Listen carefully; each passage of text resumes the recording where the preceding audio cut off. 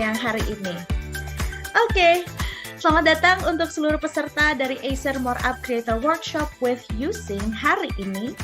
Tentunya saya mau mengucapkan terima kasih banyak atas waktunya untuk semua peserta yang juga meluangkan waktu yang di hari yang super cerah ini di tanggal 2 Agustus 2021 juga. Nah, sebenarnya hari ini kita bertemu juga di edisi kedua dari Acer More Up Creator Workshop, karena sebelumnya juga kita sudah pernah berkolaborasi ya, ngobrol dan juga melakukan workshop juga dengan tema yang menarik juga nih, videografi dan juga fotografi. Nah, tapi pada kesempatan kali ini saya rasa juga banyak nih di antara para peserta sekalian yang juga sudah bergabung memiliki background sebagai arsitek, kemudian 3D illustrator, graphic designer, dan juga lainnya.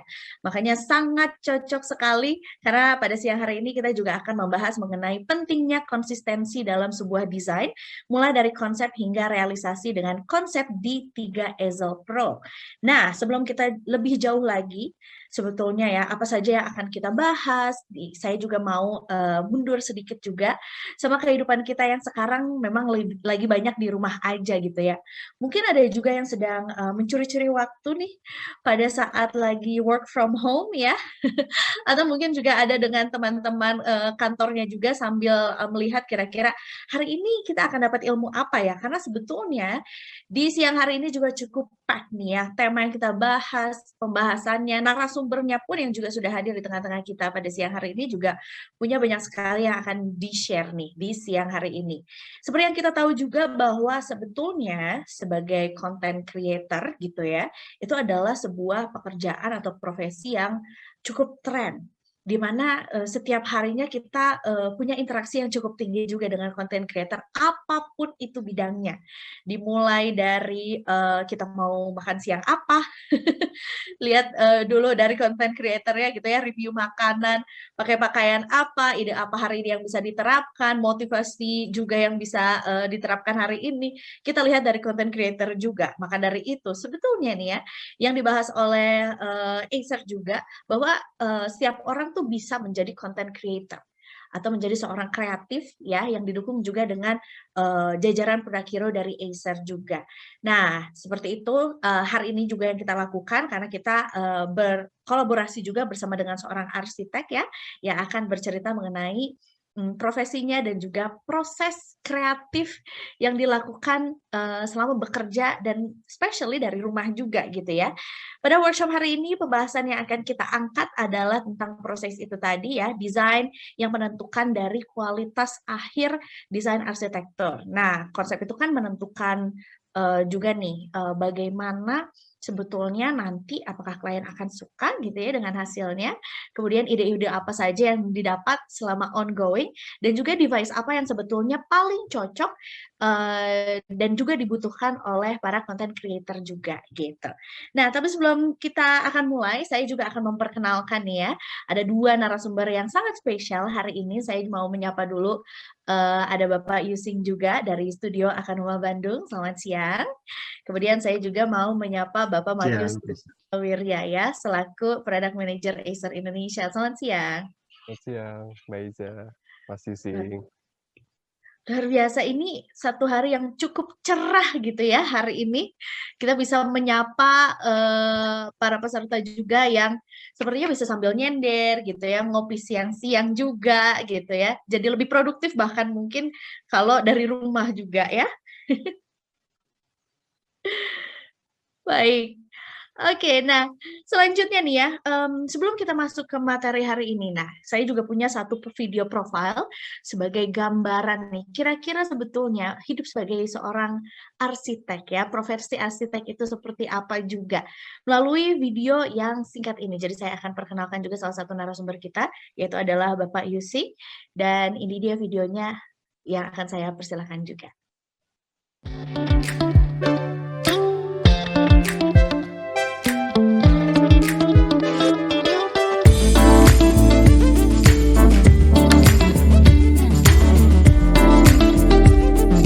Bikin kreasi desain itu harus konsisten, mulai dari imajinasi sampai jadi sebuah hasil original yang bisa dinikmati. Mau tahu bagaimana saya menciptakan imajinasi ini menjadi sebuah hasil karya yang original?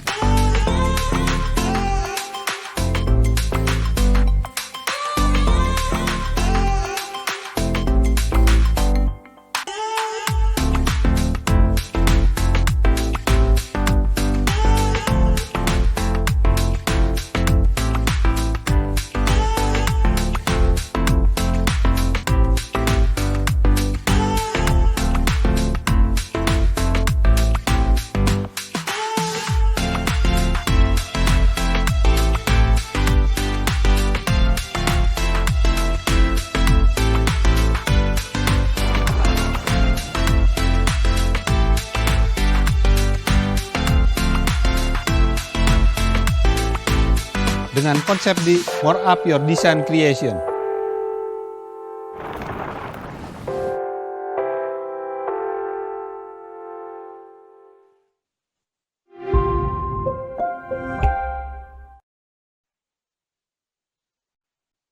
Iya, kita akhirnya jadi mengintip ya mengenai workshop dan juga bagaimana Bapak Yusing ini bekerja juga di studio Akanoma Bandung. Ini kebetulan juga satu kota dengan saya, sama-sama dari Bandung juga. Tapi saya kayaknya harus main langsung nanti ke studionya Bapak Yusing nih. Ya, Ayo mampir-mampir, Mbak. betul ya, saya nanti mampir-mampir juga ke sana ya. Jadi betul sekali nih, para peserta yang juga sudah hadir, kita akan cari tahu bagaimana cara mendesain dan membuat konsep yang baik gitu ya, dengan cara yang seru juga, hingga realisasinya juga. Nah, tapi tadi saya juga sempat mengintip nih, device yang digunakan oleh Bapak Yusing. Saya sih sebenarnya nggak bisa cerita banyak-banyak, karena ini sudah ada yang bisa cerita jauh lebih banyak lagi juga ya. Tadi sudah saya sapa juga sekejap, sekarang saya sapa lagi, ada Pak Matius Tirtawirya juga selaku Product Manager Acer Indonesia. Halo, ya. Selamat siang, Pak Matius. Selamat siang, Mbak Iza. Kabarnya baik? Baik dong, harus selalu baik. Terutama buat di depan teman-teman semua harus selalu baik. Dan semoga teman-teman juga dalam keadaan yang sama ya, baik semua. Amin. Ini makanya pertanyaan saya bukan bagaimana kabarnya, tapi kabarnya baik gitu ya. Ditodong harus baik loh hari ini. Iya. Mau nggak mau harus baik juga. Karena sebetulnya nih ya, kalau saya lihat ini antusiasmenya luar biasa dari jumlah para peserta yang hadir hari ini ya Pak ya. Iya, sampai 150 ya sekarang nih. Iya, dan saya yakin juga mungkin nanti sampai sore juga masih akan terus tetap bertambah juga gitu. Harus Oke. ya. Betul, apalagi juga ini acaranya juga gratis, bisa diajak teman-temannya juga. Nah, ini sekalian saya promosi deh ya, biar bisa ketemu lagi sama teman-teman yang juga sudah hadir. Jadi yang mungkin nanti pengen ikutan juga di episode selanjutnya, bisa diklik aja di websitenya acerid.com/creator gitu ya Pak ya? Betul, betul. Jadi kita banyak sekali episodenya, ada 4 ya Mbak, ini yang kedua. Baru kedua ya, perjalanan masih panjang. Iya. Baik. Pak Matius, Bapak mau menyampaikan juga nih, mungkin say hi sedikit sama teman-teman yang sudah hadir, dan juga mungkin materi yang akan Bapak sampaikan ya Pak ya? Ya, oke. Thank you Mbak Iza. Saya coba mulai presentasi saya ya. Selamat siang teman-teman semua. Thank you banget udah menyempatkan hadir di kesempatan kali ini ya. Tentunya nanti kita akan bahas, teman-teman pasti di sini punya latar belakang background yang berbeda semua, tapi saya yakin teman-teman hadir di workshop kali ini karena teman-teman melihat ada benefit yang sesuai dengan apa yang diharapkan oleh teman-teman akan dapatkan nanti di sesinya Mas Yusing gitu ya. Tapi sebelum masuk ke sana, saya ingin memperkenalkan kembali nih kalau teman-teman sebelumnya belum begitu familiar tentang Acer More Up itu apa gitu ya. Jadi memang di Acer ini kita membuat satu creator campaign ya yang disebut dengan More Up. Jadi di dalam More Up ini kita memilih device-device dari Acer yang memiliki spesifikasi dan kebutuhan yang cocok ya untuk para content creator.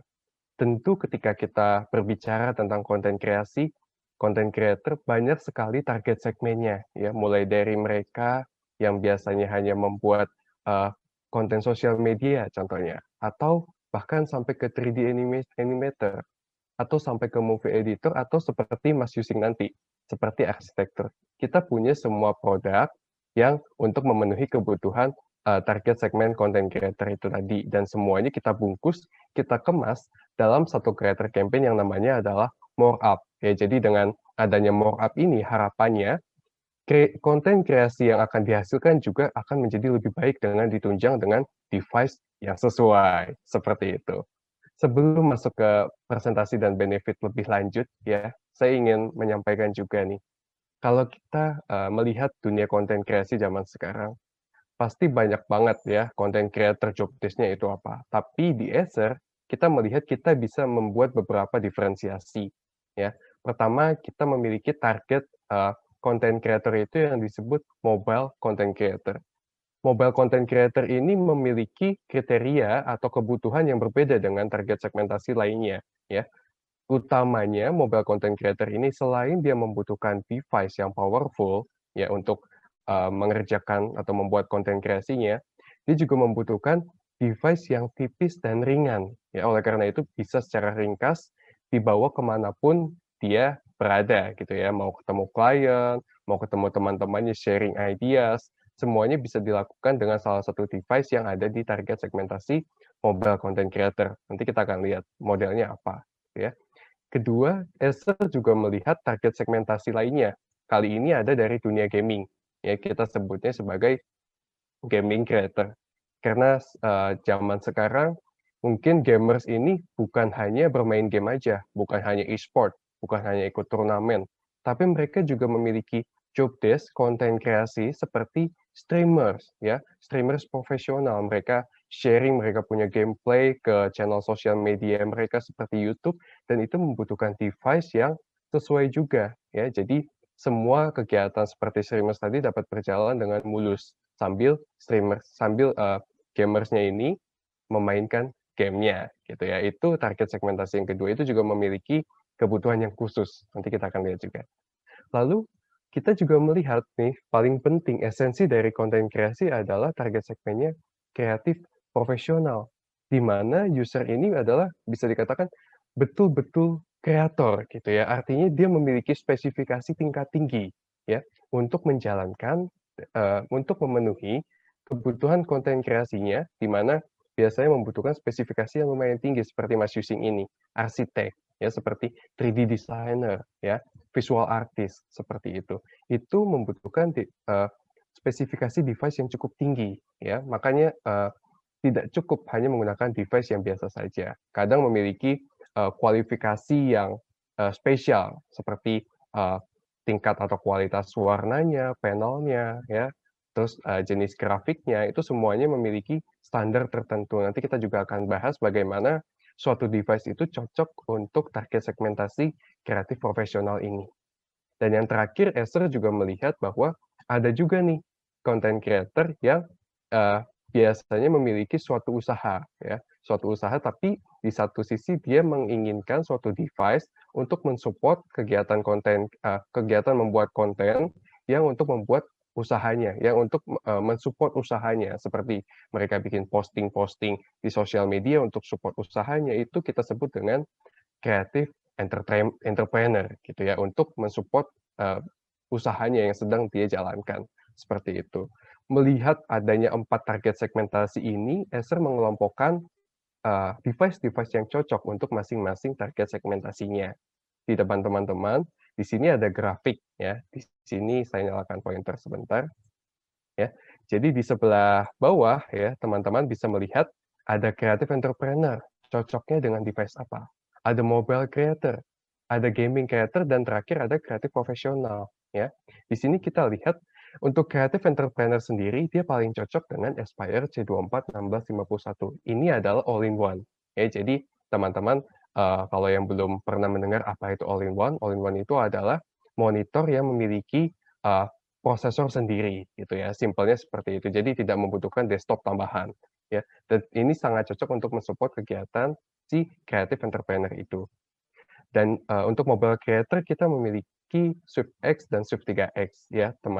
Teman-teman mungkin juga sudah pernah dengar bahwa Swift adalah line up ultra thin dan ringan kita ya, super ringan dan super tipis yang salah satunya adalah untuk menunjang mobility dari sisi usernya yang mobile. Dan di Swift X dan juga Swift 3X ini memiliki spesifikasi yang lebih tinggi ya untuk mensupport kegiatan si content creator di samping mereka beraktivitas ya, di samping mereka memiliki mobilitas yang tinggi. Untuk gaming creator kita juga punya ya, seperti Nitro 5, Helios 300, dan Triton 500 SE ya, itu akan incoming. Dan device-device ini ya memiliki kemampuan khusus ya, di samping dia bisa secara maksimal digunakan ketika user bermain gaming yang biasanya non-stop ya, pasti membutuhkan thermal cooling yang bagus ya. Di samping itu ada kegiatan tadi yang streamers gitu ya. Kegiatan-kegiatan ini dapat dipenuhi dengan device Nitro sampai dengan Triton dan Helios yang kita tawarkan di dalam campaign More Up Creator Campaign ini. Dan yang terakhir datang dari kreatif profesional. Ya. Ini kita memiliki dua produk, konsep D3 Easel Pro dan konsep D5 Pro. Ya. Untuk konsep D3 Pro ini secara khusus akan kita bahas dalam sesi workshop kali ini. Kenapa? Karena ini terkait dengan produk yang digunakan oleh Mas Yusing pada saat membuat konten kreasinya. Ya. Jadi dengan melihat tabel ini, teman-teman dapat melihat di dalam Creator Campaign Acer, ya, yang judulnya adalah Mockup, kita menghadirkan banyak sekali device yang bisa dipilih sesuai dengan kebutuhannya, ya, sesuai dengan target segmentasinya. Ya, jadi seperti itu. Jadi teman-teman bisa lihat dan bisa capture kalau misalkan teman-teman nanti bingung gitu ya. Saya jenis target segmentasi creator yang mana? Ini dapat disesuaikan dengan device yang ada di slide ini. Seperti itu. Oke. Nah, kita masuk ke ya, ini perkenalan singkatnya ya. Teman-teman bisa lihat visual dari konsep D3 Easel Pro seperti ini. Nanti akan ada videonya juga.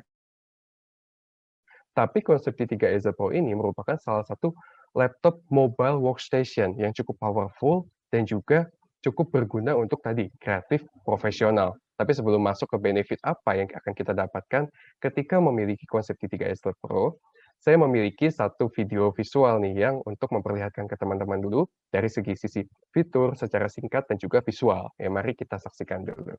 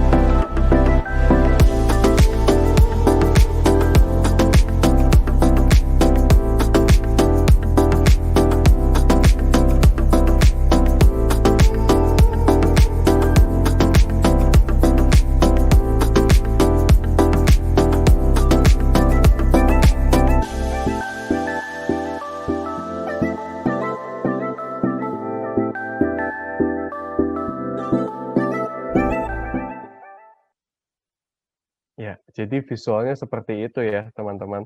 Ini saya kembali share screen materi saya. Jadi di dalam visual itu, teman-teman juga sudah melihat bagaimana spesialnya si konsep di 3 Easel Pro, terutama secara desain. Ya, nanti kita akan bahas. Easel yang menjadi nama hints, Easel yang fleksibel, ya ini memberikan penggunaan yang fleksibel bagi untuk content creator khususnya. Nanti akan kita lihat mode apa sih, mode apa aja sih yang bisa user itu nikmati ya. Mereka bisa gunakan ketika memiliki konsep D3 Easel Pro ini. Oke, tapi sebelum masuk ke benefit, saya ingin tekankan kembali ke teman-teman bahwa target audience dari konsep D3 Easel Pro ini adalah mereka seperti profesional fotografer, digital artist, sampai dengan arsitek. Ya, kenapa? Karena ditunjang dengan berbagai macam spesifikasi, ya mulai dari prosesornya sudah menggunakan Intel 11 Tangent prosesor, ada grafik kuadro, dan juga kualifikasi panel tingkat profesional. Seperti apa? Kita akan bahas satu persatu. Oke, sebelum masuk ke dalam KSP-nya, ya, kita ingin mengulas kembali nih, konsep T3 Easel Pro ini sudah memiliki berbagai macam feedback yang positif dari media. Kita terakhir mendapatkan Taiwan Excellence 2021. Salah satunya karena hints Easel yang inovatif di sana. Dan kita juga mendapatkan berbagai macam komen yang positif juga dari berbagai media di luar ataupun di dalam negeri untuk inovatif Hazelnya ini. Seperti itu. Kita masuk langsung ke highlights-nya yang ada di konsep di 3 Easel Pro ini. Ya. Yang pertama dari sisi desain. Ya, belum bicara mengenai Easel-nya, konsep di 3 Easel Pro ini memiliki desain yang cukup ringan, hanya 1,74 kg untuk seukuran mobile workstation yang powerful. Ya. Di samping itu dia menggunakan material ya aluminium yang campuran dari magnesium dan aluminium. Itu Mg dan Al ini singkatan dari magnesium dan aluminium. Dan di samping itu untuk finishing, ya nanti Mas Yusing mungkin bisa cerita bagaimana feel and touch dari konsep T3 Easel Pro ini yang lebih premium berbeda dibandingkan dengan notebook lainnya. Karena di dalam konsep T3 Easel Pro ini, finishing luarnya itu menggunakan keramik. Ya. Jadi semakin tinggi tingkat durabilitasnya dibandingkan dengan notebook konvensional biasa. Seperti itu dari sisi desain. Kemudian dari sisi Easel hinge-nya, ya nanti kita akan lihat Easel hinge ini memiliki 6 mode penggunaan yang diciptakan untuk mempermudah kreator dalam membuat konten kreasinya. Ya, karena kita melihat ya ketika kita membuat Easel hinge ini kita melihat bahwa konten kreator itu membutuhkan fleksibilitas dalam membuat kontennya. Ya, dia tidak bisa tuh punya laptop hanya yang konvensional aja. Ya, hanya yang bisa 180 derajat contohnya gitu ya. Tapi juga memiliki kebutuhan lainnya seperti misalkan dia sharing ke kliennya ya di depannya. Maka laptopnya itu perlu diputar kalau misalkan nggak punya hinge ini. Tapi dengan adanya hinge, ini bisa dilipat dengan mudah. Nanti kita akan lihat ya lebih jelasnya. Kayak itu secara Easel hinge-nya. Ya, jadi ini adalah salah satu hal yang unik juga yang akan kita temukan di konsep T3 Easel Pro. Lalu dari sisi performa, ya, dari sisi performa, konsep D3 Easel Pro ini ditunjang dengan Intel generasi ke-10 prosesornya, dan juga ditenagai dengan grafik NVIDIA Quadro series, seperti itu.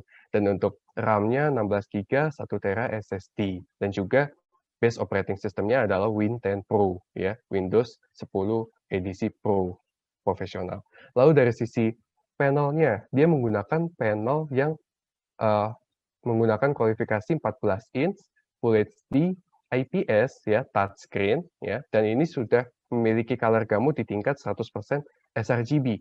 Namun yang lebih spesialnya, panel di dalam konsep D3 Easel Pro ini memiliki kualifikasi delta I kurang dari 2. Artinya, antara gambar yang ditampilkan semakin mendekati objek aslinya ya, mirip sekali. Karena ini adalah penting ya untuk tadi target segmentasinya yang seperti visual artist ya, digital photographer ya, sampai dengan arsitektur yang kadang memiliki atau membutuhkan tingkat akurasi warna yang baik. Di situ dapat ditemukan di konsep T3 Easel Pro dan juga memiliki Pantone validated, artinya sudah dinilai oleh pihak ketiga, oleh Pantone ya, bahwa warna yang ditampilkan ini akurat sesuai dengan Pantone validated matching system-nya. Seperti itu.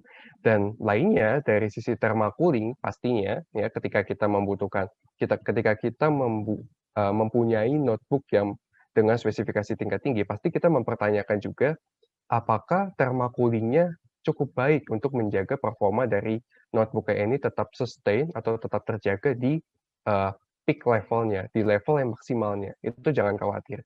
Karena di konsep D3 Easel Pro ini kita juga memiliki thermal cooling yang upgraded ya, sudah memiliki thermal cooling yang didesain secara spesial. Nanti kita akan lihat untuk detailnya seperti apa. Tapi untuk 5 highlights utama secara singkat adalah yang teman-teman lihat di slide ini. Seperti itu. Ya. Ini di slide ini teman-teman bisa melihat ada 6 mode penggunaan yang teman-teman bisa pilih ketika memiliki konsep T3 Easel Pro. Dari mode konvensional di bagian atas, mode floating, ya ini hinge-nya floating, Lalu ada share mode. Jadi share mode ini memungkinkan antara user atau creator men-share hasil desainnya secara real time kepada lawan bicaranya atau kepada kliennya contohnya di share mode. Untuk pad mode ini konsep di 3S Pro dapat dilipat seperti tablet ya. Dia bisa sketching, on the go seperti itu. Untuk stand mode juga bisa untuk memperlihatkan visual secara lebih baik gitu ya. Dan yang terakhir ada display mode untuk men-switch untuk memperlihatkan secara sepenuhnya, secara total antara hasil karya si kreator ini untuk disajikan ke sisi kliennya, ya, ke sisi orang yang dia propose seperti itu. Itu semua bisa dilakukan dengan hints easel yang sangat fleksibel di konsep D3 Easel Pro yang dapat dipilih oleh user. Seperti itu. Dan jangan khawatir untuk hints-nya yang ada di easel ini itu sangat durable karena sudah terbukti hingga 20.000 cycle rotation itu belum terjadi kerusakan. Artinya tetap dalam kondisi prima ya. Kadang kan kita khawatir ini jenis hints-nya baru nih ya. Belum ada bahkan di kompetitornya ya. Tapi jangan khawatir, itu kita sudah uji dan kita sudah perhatikan lolos tes sampai dengan puluhan ribu kali dan tetap dalam kondisi yang prima. Itu sangat penting ya, karena ini adalah ciri khas utama dari konsep D3 Easel Pro. Lalu untuk teman-teman yang belum paham atau belum pernah mendengar mengenai delta I yang tadi saya bilang, tingkat akurasi ya, tingkat akurasi antara visual yang disajikan oleh panel di komputer antara dengan objek aslinya itu dikenal dengan delta I. Artinya ketika delta I ini angkanya mendekati 0, ya seperti di konsep ini kurang dari 2, itu antara warna yang ditampilkan dengan objek aslinya itu semakin terlihat mirip. Ini ada contoh untuk gambarnya ya. Semakin terang dan semakin nyata warnanya. Seperti itu. Oke. Jadi mudah-mudahan tergambar ya untuk teman-teman melihat delta I ini seperti apa sih bentuknya. Seperti itu. Lalu di konsep di 3S Pro ini juga disematkan Corning Gorilla Glass karena kita tadi mendengar konsep di 3S Pro ini memiliki panel touchscreen. Ya pastinya touchscreen ini sangat rentan terjadi scratch ya, entah itu disengaja ataupun tidak gitu ya. Dan laginya konsep di ini dengan Corning Gorilla Glass ini masih terdapat Wacom Certified Stylus. Artinya stylus yang terdapat dan banding dengan konsep D3S Pro ini sudah tersertifikasi oleh Wacom memiliki tingkat sensitivitas yang tinggi dan akurasinya juga sangat tinggi. Dan ini penting ketika user ini punya activity content creating seperti SketchUp. Seperti itu ya, menggunakan desain handwriting. Dan untuk thermalnya, ini adalah visual dari thermal cooling yang ada di konsep D3S Pro. Kita mengenalnya dengan vortex flow ya. Desain pengaliran udara ini kita kenal dengan vortex flow. Jadi secara singkatnya, vortex flow ini akan membantu untuk menjaga kondisi temperatur di dalam konsep D3S Pro ini tetap dingin walaupun dalam pemakaian jangka panjang. Dan tentunya yang terpenting di konsep D3 Pro ini dengan vortex flow, dia menjaga agar tingkat noise yang disebabkan oleh kipas biasanya agak tinggi ya. Kita dengar di notebook yang biasa gitu ya. Di konsep D dengan thermal cooling design yang seperti ini, dia menjaga tingkat kebisingan kurang dari 40 desibel saja. Artinya seperti teman-teman berada dalam kondisi perpustakaan yang sunyi. Seperti itu. Oke. Dan ini secara summary-nya. Lalu bagaimana untuk tadi kalau saya belum bahas untuk Quadro prosesor ya. Kenapa harus Quadro? Ya, karena di Quadro sendiri, di grafik Quadro ya, dia memiliki sertifikasi untuk menjalankan beberapa aplikasi ya secara stable dibandingkan dengan grafik non Quadro. Untuk konsep D3S Pro, dia tersertifikasi grafiknya untuk menggunakan atau menjalankan berbagai macam aplikasi yang ada di bawah sini. Mulai dari Adobe Premiere, sampai dengan Maya, sampai dengan Keyshot, dan sebagainya. Ya, jadi ini sudah all-in-one package yang kita tawarkan kepada creator, khususnya kreatif profesional. Seperti itu. Dan harganya dapat didapatkan mulai dari harga 29.999. Ini sedang promo dari 31.999. Dan hal yang terakhir lagi, di samping dengan spesifikasi tadi, ya, kita memberikan bundle package ya. Jadi setiap pembelian unit Konsepti juga berhak mendapatkan 3 bulan complimentary Adobe Creative Cloud membership ya. Jadi bisa mengakses software-software Adobe secara full dalam rentang waktu 3 bulan sejak pembelian. Seperti itu. Di samping itu juga mendapatkan Adobe Cloud Storage ya, up to 100 GB. Seperti itu. Mudah-mudahan teman-teman sedikit mendapatkan informasi tentang presentasi saya di Konsepti 3 Pro ini. Nanti kalau misalkan ada pertanyaan, teman-teman boleh bertanya di kolom Q&A. Untuk sementara saya lanjutkan dulu ke Mbak Eza ya. Jadi nanti kita akan pas juga ke bagian workshop oleh Mas Yusing. Semoga teman-teman enjoy dari workshop session kali ini. Thank you. Baik, terima kasih banyak ya Bapak Matius Tirtawirya juga selaku Product Manager dari HR Indonesia. Jadi sudah memberikan banyak paparan juga nih ya, pilihan sebetulnya juga sebagai kita sebagai creator yang mungkin punya banyak kebutuhan, kemudian juga bisa disesuaikan juga gitu. Saya lihat sih udah ada ya Pak beberapa pertanyaan Oke. yang masuk khusus untuk Bapak Matius juga. Tapi kita akan hold dulu ya, biar makin penasaran juga dengan tema hari ini, dengan materi hari ini yang akan dibawakan oleh Bapak Yusing. Jadi sekali lagi nih untuk para peserta yang juga punya pertanyaan, baik itu nanti akan ditujukan kepada Bapak Yusing ataupun kepada Bapak Matius juga, silakan ditaruh di kolom Q&A karena nanti di akhir pemaparan Bapak Yusing juga kita akan langsung ke sesi tanya jawab gitu ya. Nanti akan dijawab langsung oleh narasumbernya.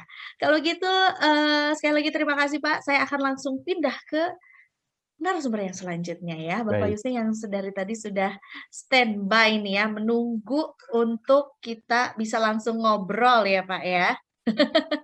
Selamat siang. Siang, Isa. Gimana Pak kabarnya siang hari ini? Ramai studionya ya?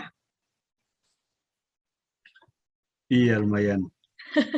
Cukup sibuk saya rasa gitu ya. Oke, Pak Yusing, ini mungkin pertanyaan dari saya sendiri aja gitu ya, mengenai Bapak ini adalah founder juga dari Akanoma Studio.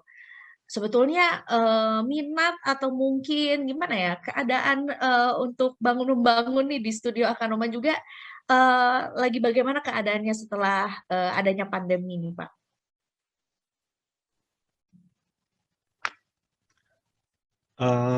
Gimana, sorry Esa, tadi agak putus-putus. Oh ya, ini selama pandemi Pak, apakah jadi lebih ramai studionya atau mungkin Oh, makin banyak yang ya penasaran kami gitu? bersyukur masih ada beberapa proyek yang memang terus jalan ya, terutama proyek-proyek personal ya. Tapi Mhm. memang pada umumnya cenderung tidak seramai tahun-tahun biasanya sebetulnya memang. Oh, I Tapi see. masih ada beberapa proyek yang kami kerjakan. Betul. Dan sebetulnya nih ya, jadi semakin menarik juga karena mungkin sekarang trennya banyak orang yang bekerja dari rumah gitu ya, atau melakukan hobi dari rumah, dimulai dari olahraga, gardening gitu ya. Apakah itu juga ngaruh juga ke tren desain arsitektur kali ini? Sangat pengaruh ya saya kira ya, karena orang akan lebih melihat pentingnya unsur-unsur alam ya, supaya ruangan tinggal kita menjadi lebih menarik ya. Banyak pohon, cahaya matahari, ventilasi yang lancar begitu.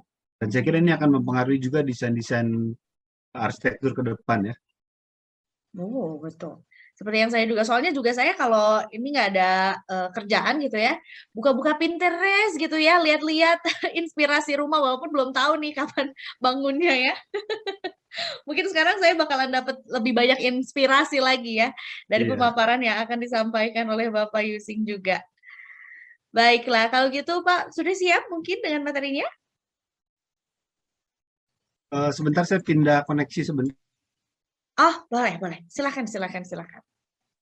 Oke, baik. Kalau begitu sambil menunggu juga nih ya Bapak Yusing yang akan kembali lagi dengan materi yang akan disampaikan. Sekali lagi nih saya mau mengingatkan para peserta yang juga sudah hadir di Acer More Up Creator Workshop, jangan lupa untuk nanti di akhir atau mungkin panitia juga akan langsung memberikan link juga untuk diisi agar para peserta di sini juga bisa langsung mendapatkan e-sertifikat yang akan diberikan oleh panitia nanti ya. Kemudian juga seperti yang sudah kita post di Instagram Acer juga atau mungkin dari manapun informasi para peserta dapatkan nih ya mengenai workshop pada kesempatan kali ini. Nah, kita masih punya 2 workshop lainnya juga, masih dengan tema yang menyenangkan juga, masih dengan tema yang beragam juga. Nah, teman-teman bisa langsung sign up dimulai dari hari ini juga di websitenya acerid.com/creator gitu. Jadi jangan sampai ketinggalan jadwalnya juga ya. Jangan sampai kelewatan juga ya tanggalnya nanti. Oke. Sudah aman, Reza ya? Oke, saya rasa begitu, tapi mungkin agak sedikit blurry. Oke, sudah. Oke, sudah. Baik, kalau begitu waktu dan tempat saya persilakan. Selamat siang teman-teman semua. Terima kasih sudah hadir pada siang hari ini. Saya akan berbagi tentang bagaimana mencari arsitektur yang kreatif ya. Jadi kita akan mencari beberapa cara untuk pendekatan membuat desain arsitektur sesuai dengan pengalaman yang akan Oma lakukan ya. Inti dari arsitektur saya kira adalah ide atau gagasan begitu ya. Dan gagasan yang menarik, yang tajam, yang kontekstual. Nah, proses berarsitektur itu merupakan proses transformasi dari gagasan ke dalam wujud arsitektural. Konsep baru muncul belakangan saya kira melengkapi dari gagasan yang tadi, yang berupa kumpulan nilai-nilai atau pemikiran dari berbagai aspek ya. Gagasan tidak harus selalu mengandung seluruh aspek pemikiran dari awal dan solusi teknis, tetapi nanti konsep arsitektur akan berkembang sesuai dengan gagasan yang kita tentukan di awal, kemudian kita kembangkan di dalam konsep-konsepnya ya. Nah, semakin kreatif gagasannya, arsitekturnya juga akan semakin menarik, semakin berkarakter.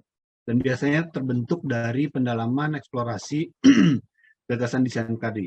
Supaya kreatif, maka kita perlu banyak sumber inspirasi. Nah, pertanyaannya, apa saja yang bisa menjadi sumber inspirasi buat kita, teman-teman arsitek ya? Kita bisa berlandaskan kepada konsep-konsep arsitektur, itu juga bagian yang mungkin kita bisa pakai ya, misalnya konsep metafora, perilaku, biomimikri, biofilik, bioklimatik, spirit tempat, regionalisme, fungsi, konstruksi bentuk, pengaturan komposisi, tipologi, dan sebagainya. Tetapi kalau kita hanya bersandar kepada konsep arsitektur saja, maka umumnya desain kita menjadi kurang unik mungkin, kurang spesifik ya, kurang berbeda dari yang lain karena ini konsep yang umum. Karena itu biasanya kita perlu bantuan inspirasi lain yang lebih personal, yang lebih berbeda, yang lebih kontekstual, yang lebih spesifik begitu. Misalnya bisa saja filosofi kelompok masyarakat atau bahkan strategi kebudayaan atau bentuk tubuh misalnya begitu ya, tergantung konteks proyeknya ya. Statistik bisa juga menjadi ide bentuk misalnya, karena naik turun statistik dan sebagainya ya. Proses alam, metamorfosa, evolusi, atau keresahan misalnya, makna ornamen tradisional. Ini juga penting, biologi dan ilmu-ilmu lain. Saya kira ini wawasan untuk menambah kita punya banyak senjata untuk mengeluarkan ide begitu. Bentuk produk-produk yang menarik ya, seni rupa atau musik, geografi wilayah, dan sebagainya. Di sini saya ingin mengajak teman-teman arsitek atau mahasiswa untuk membuka wawasan kita lebih luas supaya kita punya sumber inspirasi yang kaya sehingga nanti desainnya bisa berkembang lebih banyak ya, lebih macam-macam ya. Kita akan masuk ke beberapa contoh karya yang kami kerjakan. Misalnya ini rumah seorang desainer perlengkapan olahraga outdoor. Dari mana dimulai desainnya ya? Saya mencoba menanyakan apa sih hobinya dia begitu. Selain profesinya sebagai desainer ya.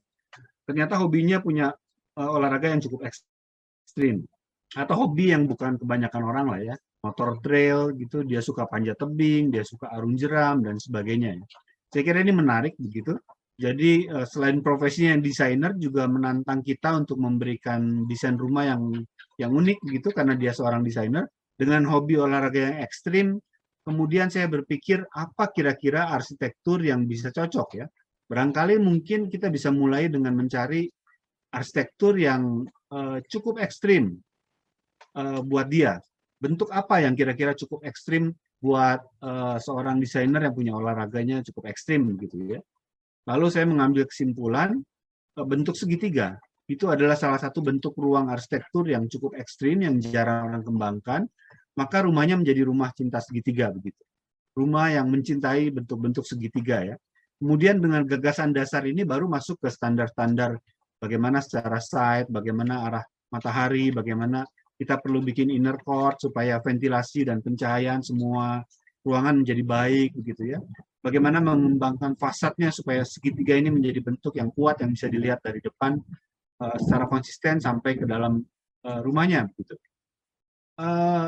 Selain fasadnya juga tentu pagar rumahnya juga dieksplorasi secara konsisten dengan bentuk segitiga ya. Kita buat lipatan-lipatan pada pagarnya supaya bentuk-bentuk segitiga juga bisa muncul begitu.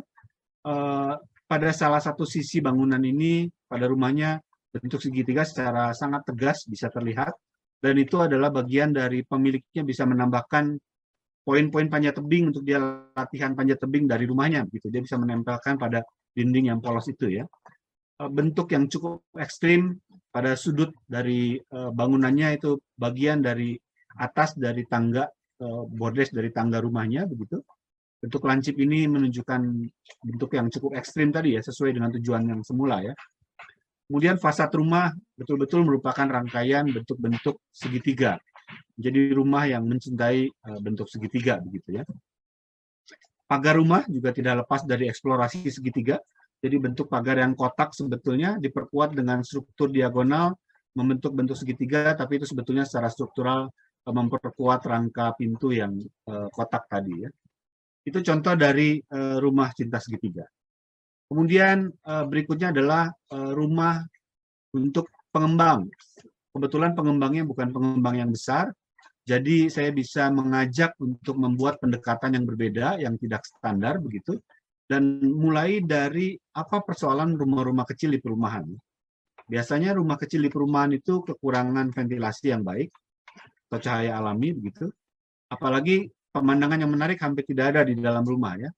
Lalu juga tidak disiapkan untuk tumbuh. Padahal rumah kecil biasanya akan tumbuh ya. Pemilik rumahnya akan membangun di taman yang ada, di sisa taman di belakang, lalu dibangun tambah ruang. Tapi masalahnya nanti rumah menjadi semakin sumpek begitu. Jadi itu isu dua yang penting yang kita kemudian sikapi dan respon dengan membuat taman tengah. Rumahnya menjadi rumah taman, tamannya di tengah, supaya setiap rumah terbagi menjadi dua bagian masa, depan dan belakang, dan setiap masa bangunan ini semua ruangan bisa mendapatkan ventilasi silang dan bisa mendapatkan pencahayaan alami dengan ventilasi yang baik di semua ruangan. Ya. Kemudian kalau kita lihat juga teras tamunya cukup besar.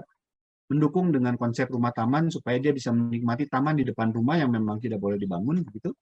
Tapi dengan teras yang cukup luas, dia bisa menikmati di sana menjadi aktivitas untuk menerima tamu atau mengawasi anak-anak bermain di luar gitu ya. Jadi karena konsepnya rumah taman, maka tidak ada pagar begitu, sempadan bangunan di depan rumah dengan tamannya bisa dinikmati. Keinginan personal masing-masing rumah juga bisa diwadahi begitu ya. Ada dengan yang sederhana menggunakan atap fiber semen non asbestos bisa dirambatkan pohon untuk insulasi. Ada yang inginnya tetap pakai genteng saja, tetap bisa memakai genteng begitu. Tapi rumah taman ini bisa memberikan pengalaman kepada pemiliknya untuk seperti kembali ke villa begitu. Pulang rumah itu pulang ke villa begitu ya, karena banyaknya taman di dalam rumah maupun di luar rumah. Dan taman teras yang cukup luas itu juga mendorong interaksi sosial antar tetangga, mereka saling mengenal dan ada arisan antar tetangga menjadi lebih guyup gitu ya. Tentu sebelum pandemi mereka lebih sering berkumpul dengan tetangga.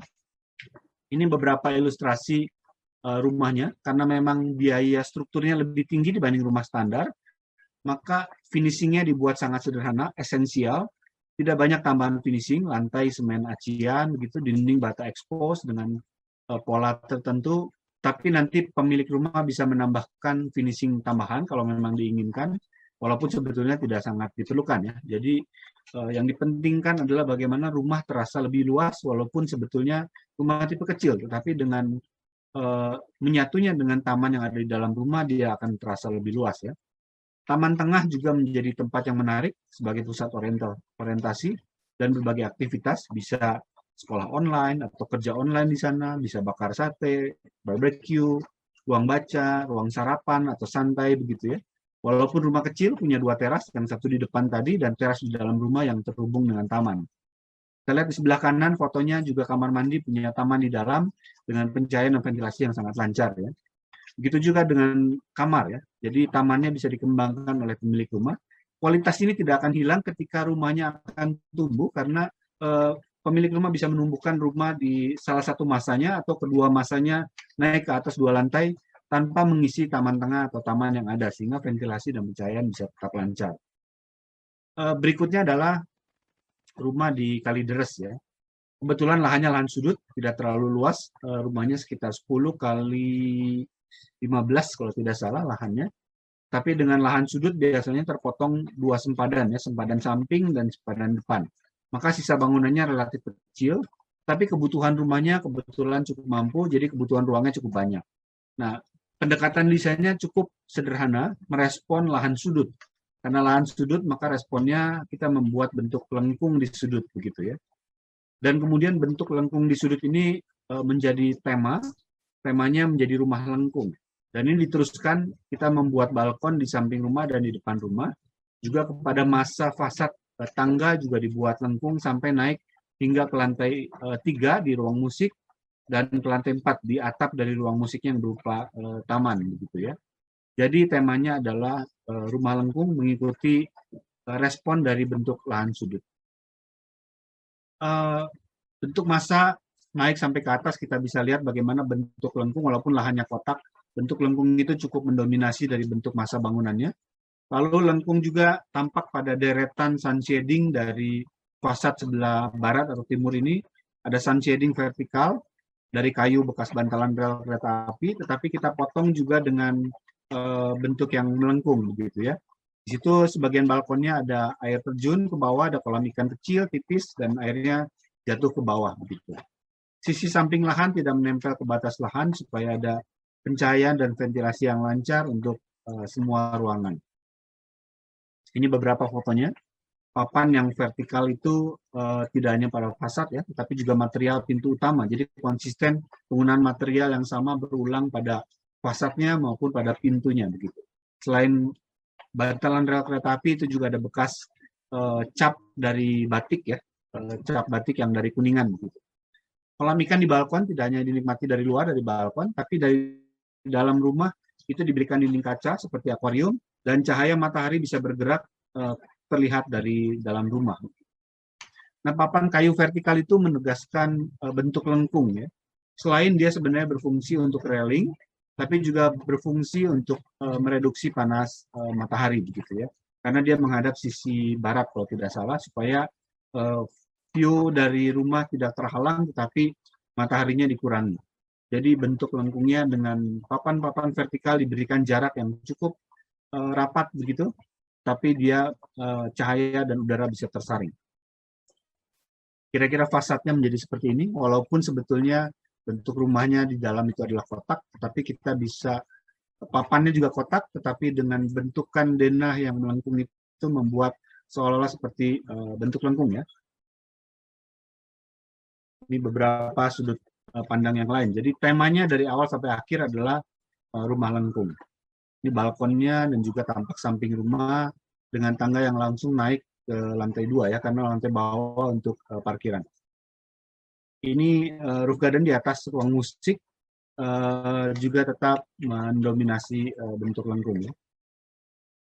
Ya, berikutnya rumah keluarga dokter. Profesinya menurut saya sangat spesifik ya. Pasangan suami istri muda dua-duanya dokter begitu. Jadi langsung saja karena profesinya sangat spesifik seperti ini, maka kami berkesimpulan untuk menggali desain rumahnya dari profesinya yang sebagai dokter ya. Tapi dari mana dengan dokter ini hubungannya dengan arsitektur? Nah, pendekatannya bisa macam-macam ya, bisa berupa bentuk, bisa suasana ruang, bisa penciptaan ruang yang mendukung profesi dokter misalnya, atau pendekatan lainnya begitu. Nah, kami memutuskan untuk melakukan pendekatannya bisa berupa bentuk. Bentuknya apa? Dokter itu kan sangat berhubungan dengan bentuk tubuh manusia, gitu ya. Dan bentuk tubuh manusia itu dipenuhi dengan bentuk-bentuk lengkung. Karena itu karakter rumahnya kembali dengan tema rumah lengkung, tapi tentu dengan pendekatan yang berbeda. Ini bukan lahan sudut begitu, karena itu denahnya dengan denah yang betul-betul dibuat melengkung. Kalau tadi denahnya kotak, hanya balkonnya saja yang melengkung. Kalau di sini betul-betul denahnya menjadi denah yang harus terlihat terdiri dari bentuk lengkung yang sangat dominan, ya. Kemudian baru berikutnya kita menggali bagaimana denahnya bisa masuk, bagaimana ruang-ruangnya bisa dibagi dengan baik, gitu ya. Jadi idenya sama, bentuk lengkung, tetapi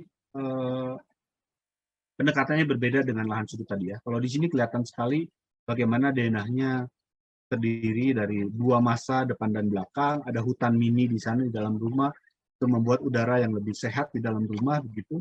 Ruang-ruangnya terbuka semua ke dalam hutan mini kecuali kamar-kamar tidur yang memang berada di lantai atas dan semuanya didominasi oleh bentuk lengkung. Tetapi batas ruang antara kamar anak dan kamar tamu misalnya dia tetap berupa garis yang kotak. Nah, lalu kita bertanya lagi ketika membuat bentuk lengkung, bagaimana membuat bukaan jendela yang tidak mengganggu bentuk lengkung dari dindingnya. Lalu bagaimana membuat finishing dinding lengkung yang tidak bergelombang dan tidak rapi, ya, karena susah membuat finishing yang mulus dengan bentuk lengkung. Jadi kesimpulannya adalah jendelanya kita buat mundur, lebih mundur dari fasadnya. Jadi walaupun jendelanya kotak dan patah-patah, dia tidak lengkung, tetapi dengan segmen-segmen yang lebih kecil, dan dia mundur, maka tetap dinding lengkungnya menjadi tidak terganggu, ya. Kemudian finishing dindingnya juga harus finishing yang kasar, karena kalau finishing yang mulus itu akan sedikit sulit untuk membuat lengkung yang mulus. Kalau tidak mulus maka kena cahaya matahari akan terlihat bergelombang, ya. Tapi dengan finishing yang kasar, gelombangnya tidak terlalu kelihatan, begitu kira-kira. Ini kira-kira fotonya. Bagian bawah menggunakan batu supaya cipratan air hujan tidak membuat kotor, begitu. Tapi menggunakan batu pondasi yang kita potong-potong kecil, ya. Ini pintu masuk ke dalam rumahnya. Akibat dari bentuk lengkung dari rumahnya, maka pintu masuk ke dalam rumahnya juga punya suasana yang sangat spesifik dan unik, begitu, ya. Kita masuk ke dalam bentuk panggung karena rumahnya juga rumah panggung, jadi bawahnya untuk resapan. Fasad dari depan rumahnya bentuk lengkung yang kita tidak menentukan bentuk tubuh manusia yang mana, ya, atau organ tubuh yang mana, pokoknya bentuk lengkung aja, ya, karena jangan terjebak kepada spesialisasi nanti bentuk lengkung jantung atau hati atau lambung atau apa, nanti seolah-olah bentuk tubuh yang lain tidak penting, ya. Jadi yang penting temanya secara umum bentuk lengkung, maka itu yang kita eksplorasi, tidak spesifik dengan bentuk tubuh tertentu. Ini taman yang di samping rumahnya yang ditanami beberapa pohon damar yang itu akan menjadi semacam hutan mini, begitu. Pagar rumahnya cukup dikelupas dari rumah yang lama, kemudian dibentuk atasnya juga dengan bentuk yang lengkung, ya. Jadi rumahnya walaupun relatif kecil, tapi bentuk lengkung itu bisa terasa dari fasad dari rumah yang luar. Cukup berbeda dengan rumahnya, jadi ini kesempatan kita beruntung kalau punya profesi yang spesifik seperti dokter tadi, dan kebetulan pendekatannya dengan bentuk tubuh, maka bisa menghasilkan bentuk yang seperti itu. Kalau kita tidak memunculkan konsep dari awal, tidak memutuskan atau memilih bentuk tubuh sebagai konsep kita, saya yakin pasti tidak akan keluar bentuk yang seperti ini, begitu, ya. Tapi ini kesempatan kita untuk membuat desain yang unik karena memang kebetulan profesi dokternya yang spesifik. Ada video singkat bagaimana saya berinteraksi dengan konsep di Astro Pro. Sangat menyenangkan karena komputernya sangat cepat, gitu, ya. Bahkan lebih cepat dari komputer PC di kantor. Ini yang nyebelin buat saya karena laptop cepat dari PC, gitu. Itu tadi coba pakai CAD, kemudian kita bisa membahas backup file yang cukup berat, biasanya kalau lama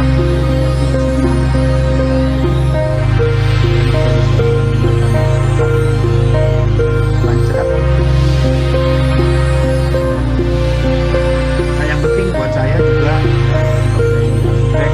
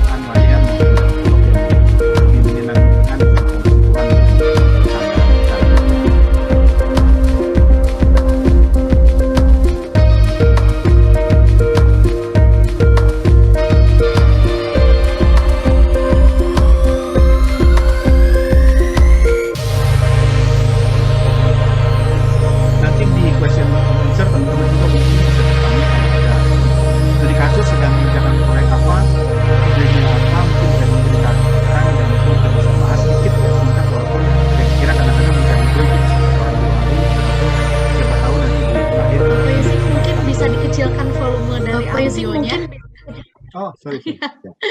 Jadi tadi pembicaraannya Audionya sedikit kenceng banget ya. kelelep dengan musiknya. Oke, ya nanti teman-teman kalau ada studi kasus bisa dibagikan. Mungkin siapa tahu kita bisa bahas sedikit ya. Di akhir begitu, saya bisa memberikan ide kalau memungkinkan gitu ya. Ya, berikutnya ada beberapa proyek lagi. Ini adalah Menara Pinisi. Universitas Negeri Makassar mengadakan sayembara ingin membuat gedung 17 lantai. Kemudian gedungnya harus memiliki podium 4 lantai dan ada keinginan dari kampusnya membuat bangunan yang lokalitas tapi juga ikonik ya. Jadi ini beberapa tor yang kita harus kerjakan dalam sayembara ini. Nah, bagaimana proses desainnya? Kita memikirkan di mana sih lokasi Makassar, kita cari tahu begitu ya. Apa sih logo kampusnya misalnya? Apa ikon karena pengen membuat bangunan yang ikonik? Apa ikon dari masyarakat dari Makassar atau Sulawesi Selatan ya? Apakah kita hanya bersumber kepada arsitektur tradisional untuk menggali lokalitas? Gitu. Bagaimana rumah adat ditransformasi menjadi menara 17 lantai? Gitu. Ya, itu beberapa pertanyaan yang kita cari. Gitu. Adakah sebetulnya filosofi masyarakat Sulawesi Selatan yang spesifik? Mungkinkah meramu itu semua ke dalam satu konsep ya? Nah, kebetulan ada satu filosofi yang ditemukan dari masyarakat Sulawesi Selatan, itu adalah sulapa apa ya. Ada 4 elemen yang mereka percaya membentuk kehidupan, yaitu tanah, air, angin, dan api. Jadi kami menggali desainnya dengan memutuskan untuk membuat ikon gedungnya adalah dengan tema Menara Pinisi gitu ya. Seperti apa penggaliannya? Pertama, podiumnya tentu persegi 4 karena tadi konsepnya adalah segi 4 ya, sulapa apa ya. 4 unsur, jadi mudah saja podiumnya segi 4. Lalu dengan segi 4 ini karena podium biasanya bangunan yang besar, maka secara fungsi kalau bangunan yang besar dan tebal itu tidak baik dengan pencahayaan dan ventilasinya. Jadi bangunannya kita bagi lagi menjadi 4 gedung ya, menjadi 4 bangunan. Dan lorong di antara gedung itu akan menjadi lorong angin secara fungsi fisika bangunan ya. Kemudian podiumnya kita miringkan, merespon lagi-lagi lahan sudut, kita miringkan merespon menghadap ke sudut. Lalu menara bangunannya dibuat tipis, sisi panjangnya utara selatan, sisi pendeknya barat dan timur. Itu kesimpulan keputusan desain supaya panas matahari barat dan timur bisa dikurangi begitu. Ruang antara podium yang dibagi 4 itu lebih menarik kalau kita buat maju mundur ya, sehingga ada ruang yang lebih menarik dibanding kalau dia lurus begitu. Area sempadan dibuat menjadi hutan kampus untuk insulasi debu, suara panas, dan hujan angin gitu ya. Lantai dasar seperti terbuka sepenuhnya seperti bangunan panggung, seperti arsitektur tradisionalnya yang juga panggung. Itu untuk fungsi kolong bangunan yang menjadi ruang publik. Baru di atasnya lantai 1 dan seterusnya untuk fungsi kampusnya. Kira-kira begitu ya. Jadi ada kaki berupa panggung, badan berupa podium bangunannya, dan menaranya, kemudian kepalanya adalah puncak menara seperti arsitektur tradisional ini. Desainnya kira-kira seperti ini. Jadi fasad barat dan timur itu adalah sisi pendek dari menaranya. Dan ditambah lagi penahan matahari dari metal dilapis enamel yang tahan cuaca. Sisi utara dan selatan, sisi panjangnya, dibuat sun shading juga tetap karena matahari kadang-kadang ke arah utara, kadang-kadang ke arah selatan, tapi lebih horizontal untuk membuat fasad yang lebih menyatu. Ya. Kemudian fasad bangunan yang kaca semua itu dimundurkan 60 cm sehingga cukup mudah perawatan kacanya, tidak harus menggunakan gondola karena tidak mungkin menggunakan gondola di fasad bangunan yang nanti ada cantilever dengan bentuk seperti layar ya, maju mundur ya, gitu ya. Ini kualitas cahaya alami pada interiornya, jadi cukup terang tetapi tidak silau karena dia mundur dan ada sun shading gitu. Nah, tadi ada 4 unsur, ada unsur tanah, tanahnya pada warna bangunan kecoklatan, itu menggunakan cetaro ya dari Bali begitu. Kemudian air cukup mudah karena ada bentuknya gelombang. Jadi gelombangnya kalau kita lihat cukup terlihat pada fasad daripada bilah-bilah vertikal yang dibelah begitu karena modulnya memang harus dibilah, dipotong-potong. Angin yang cukup sulit, tidak ada bentuknya, tetapi kita karena temanya menara pinisi ya, secara konsisten kita ingin menunjukkan layar perahu pinisi juga pada fasadnya ya. Dan karena itu layar itu bentuknya seperti bentuk hiperbolik paraboloid secara struktur ya, yang di bawah itu ya. Jadi melintir begitu. Jadi fasadnya harus melintir. Kalau kita lihat di samping sini fasad menaranya dia melintir sampai ke atas berubah begitu sehingga dia seperti layar yang kena angin ya. Api cukup mudah untuk membuat proporsi di puncak bangunannya seperti lidah api sehingga proporsi bangunannya kelihatan lebih tinggi. Ini denah bangunan yang bisa berubah secara ritmik dari lantai bawah sampai lantai atas yang bentuknya trapesium, di bawah depannya trapesiumnya lebih besar, di belakang lebih kecil, tapi secara perlahan-lahan sampai ke puncak lantai 17 menjadi kebalikannya ya. Jadi di bagian depan lebih kecil, bagian atas lebih besar, sehingga akhirnya fasadnya menjadi fasad yang seperti layar hiperbolik parabolik yang melintir tadi ya. Sehingga cantilever semua bangunannya fasadnya berubah-ubah setiap ketinggian lantai yang berbeda. Ini juga pada podiumnya gitu ya. Ini elips, kolam elips di tengah bangunan, juga sekaligus ada rem mengelilingi elips atau miringan supaya aksesibilitas podium untuk semua universal begitu, pengguna kursi roda dan sebagainya juga bisa naik selain melewati lift begitu ya. Kolam elips juga untuk membuat iklim mikro bangunan menjadi lebih dingin ya. Ini bentuk dari bagian belakang rumah kampus begitu, menyatu dengan kampus belakangnya ada tangga, lalu maju mundur itu membentuk ruang yang lebih menarik ya. Hutan kampusnya baru ditanami waktu itu, pohonnya sekarang sudah lebih tumbuh, lebih baik di bagian depan. Fasadnya pada pagi hari dan juga pada malam hari terlihat bentuk layar dari perahu pinisi itu menjadi dominan dari bentuk gedung menaranya dari kampusnya ya. Ini proporsi dari atas terlihat bagaimana fasad yang mengecil ke atas dan seperti layar tadi juga podium yang maju mundur dan juga sama konsisten juga dia melintir sedikit pada podium ya, tidak sebesar pada menaranya. Oke, berikutnya adalah gedung Wikasatrian atau pelatihan kepemimpinan dari Wijaya Karya ya, BUMN. Sama ini juga sayembara, tapi sayembara tertutup, beberapa konsultan diundang untuk membuat gedung pelatihan leadership training center. Tornya sama, hampir sama, ikonik begitu, dan juga yang lebih sulit lagi bukan lokalitas, tetapi menggambarkan Indonesia. Nah, bagaimana menggambarkan, mendesain bangunan yang bisa menggambarkan Indonesia, begitu ya? Karena saya kira Indonesia sangat luas dan sangat beragam. Karena itu kita tidak mungkin memilih suku tertentu, misalnya ya, tipologi, misalnya arsitektur Jawa atau apa begitu, karena sangat beragam, begitu ya. Karena itu kita mulai menggali dari apa sih kondisi geografis yang dimiliki oleh Indonesia misalnya. Jadi desainnya dimulai dari situ ya. Indonesia juga salah satu negara Ring of Fire atau cincin api ya, karena dilalui oleh deretan dari banyaknya gunung berapi. Itu salah satu tanda atau ciri khas Indonesia saya kira. Karena itu bentuk bangunannya harus menyerupai bentuk gunung, karena gunung menjadi identitas dari Ring of Fire tadi. Tapi gunungnya seperti apa? Nah, kebetulan ini membuktikan Ring of Fire juga ya. Jadi di lahan ini yang kita pakai bisa melihat cukup jelas ada 3 gunung di sekitar dari lahan yang kita pakai ya.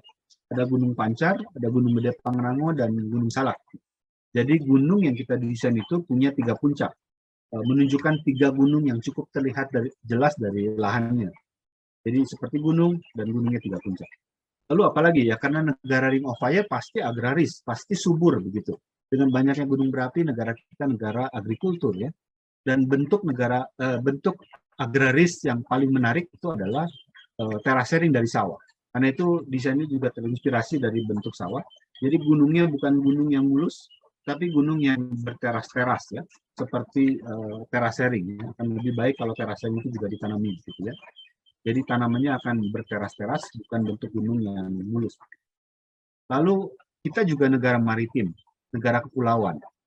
Karena negara maritim maka kapal menjadi transportasi yang sangat penting ya. Begitu. Kapal ada garis-garis yang dominan dari strukturnya, maka bangunannya juga banyak unsur garis-garis, tetapi juga dari sudut pandang salah satu sudut pandang dari belakang bangunannya ini seperti kapal pesiar yang sedang mengarungi lautan. Lautannya adalah landscape dan bentuk lingkaran di bawahnya. Jadi kita sedang bicara satu bangunan yang bentuknya cukup amorf begitu, dan beberapa sudut pandang secara mengelilingi akan berubah-ubah seiring dengan image yang kita lihat dari bangunannya, karena bangunannya tidak terlalu punya bentuk yang spesifik, tetapi bentuk lengkung yang amorf gitu ya. Jadi ketika kita melihat ke belakang ini akan menjadi seperti kapal. Ya. Kita juga punya budaya yang cukup tua. Indonesia punya banyak candi, punya punden berundap. Masih diperdebatkan mana yang paling tua begitu ya. Tetapi kira-kira budaya yang tua ini saya kira bagian dari peradaban kita begitu. Dan sangat mengagumkan ya beberapa candi-candi kita. Jadi bangunannya pun kebetulan terasering, tetapi dia juga berundak-undak seperti punden berundap. Dan candi itu biasanya mengecil ke atas begitu ya. Jadi ada citra image candi yang kita dapatkan di beberapa sudut daripada bangunannya ya. Karena ini gedung pelatihan kepemimpinan, maka kita juga angkat tokoh pemimpin dari pewayangan yang sangat bijaksana, yaitu wayang Semar begitu ya. Dan Semar itu citranya kira-kira secara siluet seperti ini ya. Pantatnya besar begitu, perutnya besar, dan itu dipakai kebetulan cocok juga dengan bentuk ruangan yang kita ingin pakai untuk auditorium yang bentuknya besar ruangannya, lobi, pintu masuk untuk tempat orang bubaran juga perlu ruang yang cukup besar, dan kepalanya itu untuk R&D ya, untuk riset, untuk kelas pelatihan, untuk perpustakaan dan sebagainya begitu ya. Jadi siluet Semar ini bisa cukup terlihat pada gedung auditoriumnya. Ini bentuk bangunannya dari dalam, kita seperti sedang di dalam gunung begitu, tapi bisa melihat 360 derajat. Walaupun 360 derajat, tetapi kita bisa cukup menahan panas mataharinya karena ada terasering yang berundak-undak menjadi kanopi dari kacanya begitu ya. Ini bentuknya dari luar, ada dua bukaan yang cukup besar, yang satu itu untuk pintu masuk, yang satu itu adalah background dari auditoriumnya yang persis kalau kita duduk di dalam auditorium bisa melihat ke arah salah satu gunung yang kita bisa lihat dari site-nya, Gunung Salak gitu. Oke, ini berikutnya Cafe Kupu-Kupu. Jadi pemiliknya sudah punya Cafe Kupu-Kupu, kemudian bekerja sama dengan pemilik gedung yang mangkrak waktu itu, tidak berlanjut, gedungnya sudah ada existing, ingin dibuat menjadi Cafe Kupu-Kupu yang baru, gitu, yang kedua, gitu ya. Karena gedungnya sudah ada existing kotak seperti ini, maka desainnya cukup sederhana menggunakan ide dari namanya Cafe Kupu-Kupu, tapi bagaimana mengokupasi ruang yang cukup besar dengan dana yang terbatas tanpa harus seluruhnya dipakai duluan ya. Jadi kafenya cukup hanya di lantai 1 dulu, atasnya belum dipakai tapi kita ingin membuat fasad yang bisa selesai gitu ya. Karena namanya Cafe Kupu-Kupu, kalau kita desain lebih dalam maka kita bisa melihat kupu-kupu itu layarnya sayapnya itu terdiri dari helaian-helaian yang kecil-kecil seperti ini sebetulnya ya, bukan satu bidang sayap yang besar.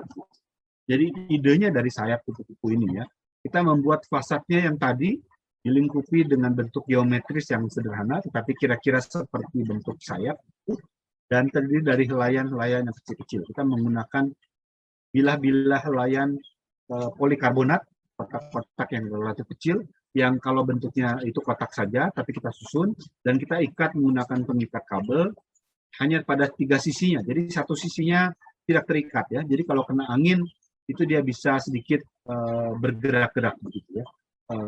Berbunyi sedikit begitu ya, seperti kepakan sayap kupu begitu. Bagian belakang supaya lebih murah cukup menggunakan wire mesh dan dirambatkan pohon dengan pohon bunga berwarna-warni.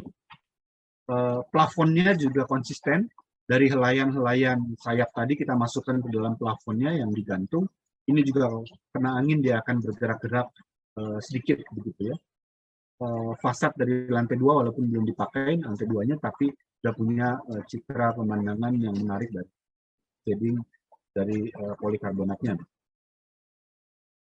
Ini juga meja kursinya, karena kupu-kupu biasanya kita melihat kaki kupu-kupu yang ringkih, yang kecil begitu, maka selain fasad kita juga konsisten bentuk mebelnya juga seperti kupu-kupu yang kakinya kecil-kecil, tapi sebetulnya ini kuat begitu ya, dari tulangan, dan sayapnya itu adalah bilah kayu untuk tempat duduk dan juga mejanya. Ya, berikutnya adalah rumah panggung di Kelapa Gading.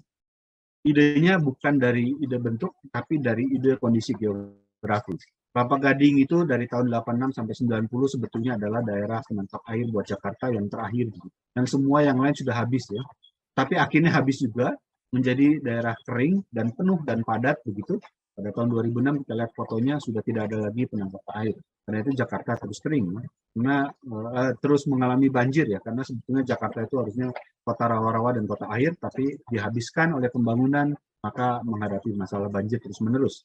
Ini peta Jakarta tahun 1800-an kita lihat banyak birunya.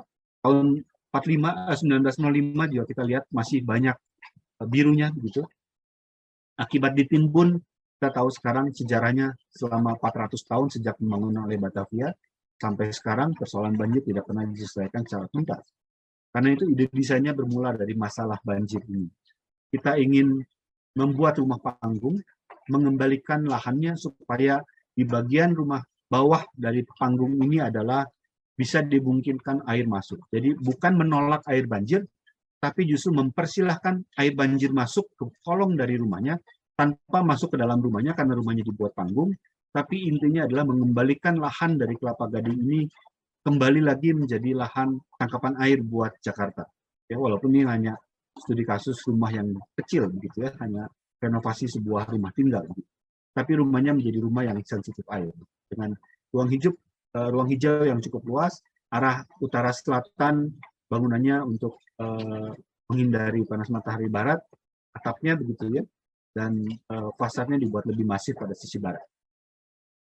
Pada saat musim kering, rumahnya seperti biasa, anggarannya cukup minim, tapi diusahakan tetap panggung, karena itu fasadnya tidak terlalu banyak eksplorasi bentuk begitu ya, tapi sederhana saja. Tapi yang terpenting adalah memang akhirnya setelah dibangun kembali lagi terbukti memang Kelapa Gading terus-menerus banjir begitu ya. Tapi ketika banjir, lahan ini sudah mengembalikan lahannya menjadi area tangkapan air, menyimpan air sementara. Bayangkan kalau seluruh Kelapa Gading dibangun panggung seperti ini, bahkan kalau jalanannya pun panggung, bahkan kalau seluruh Jakarta menjadi kota panggung, maka tidak ada masalah dengan banjir sebetulnya. Tapi kita beradaptasi dengan airnya. Jadi idenya dimulai dengan beradaptasi dengan kondisi geografis Jakarta yang sebetulnya adalah kota air. Ya. Karena itu Akanoma kemudian banyak mendesain rumah-rumah panggung. Ya. Ini misalnya di Lenteng Agung untuk mengurangi beban banjir lingkungan. Ya. Terlihat bagaimana tanah di bagian bawah bangunan biarkan terbuka untuk menyerap air lebih banyak. Barangkali ini yang terakhir, pemilik memberikan tugas kepada Akanoma untuk membuat hotel butik di Kuningan, gitu ya. Ini pada saat pandemi, jadi proyeknya cukup berhenti dan tertunda ya, tetapi desainnya sudah sempat dikerjakan konsepnya.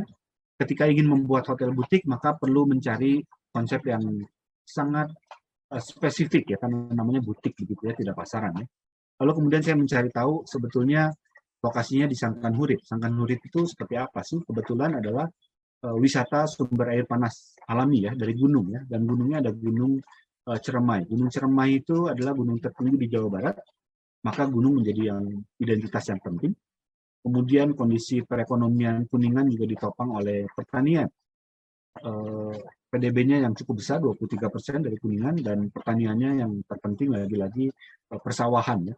Jadi dengan konteks yang berbeda dengan Mika Satrian tadi, ini kita menggali hotel butik dengan dua citra yang lagi-lagi kita pakai sebagai konsep desainnya adalah gunung dan terasering. Jadi konsepnya hotelnya adalah gunungan terasering. Gitu ya. Ini yang kita kembangkan dari awal, kemudian membantu untuk mendesain arsitekturnya. Kalau kita lihat terasering terdiri dari sawah, dan sawah itu ada bentuk padi yang semakin lama semakin merunduk, bentuk-bentuk yang lengkung, yang merah-merah seperti ini ya.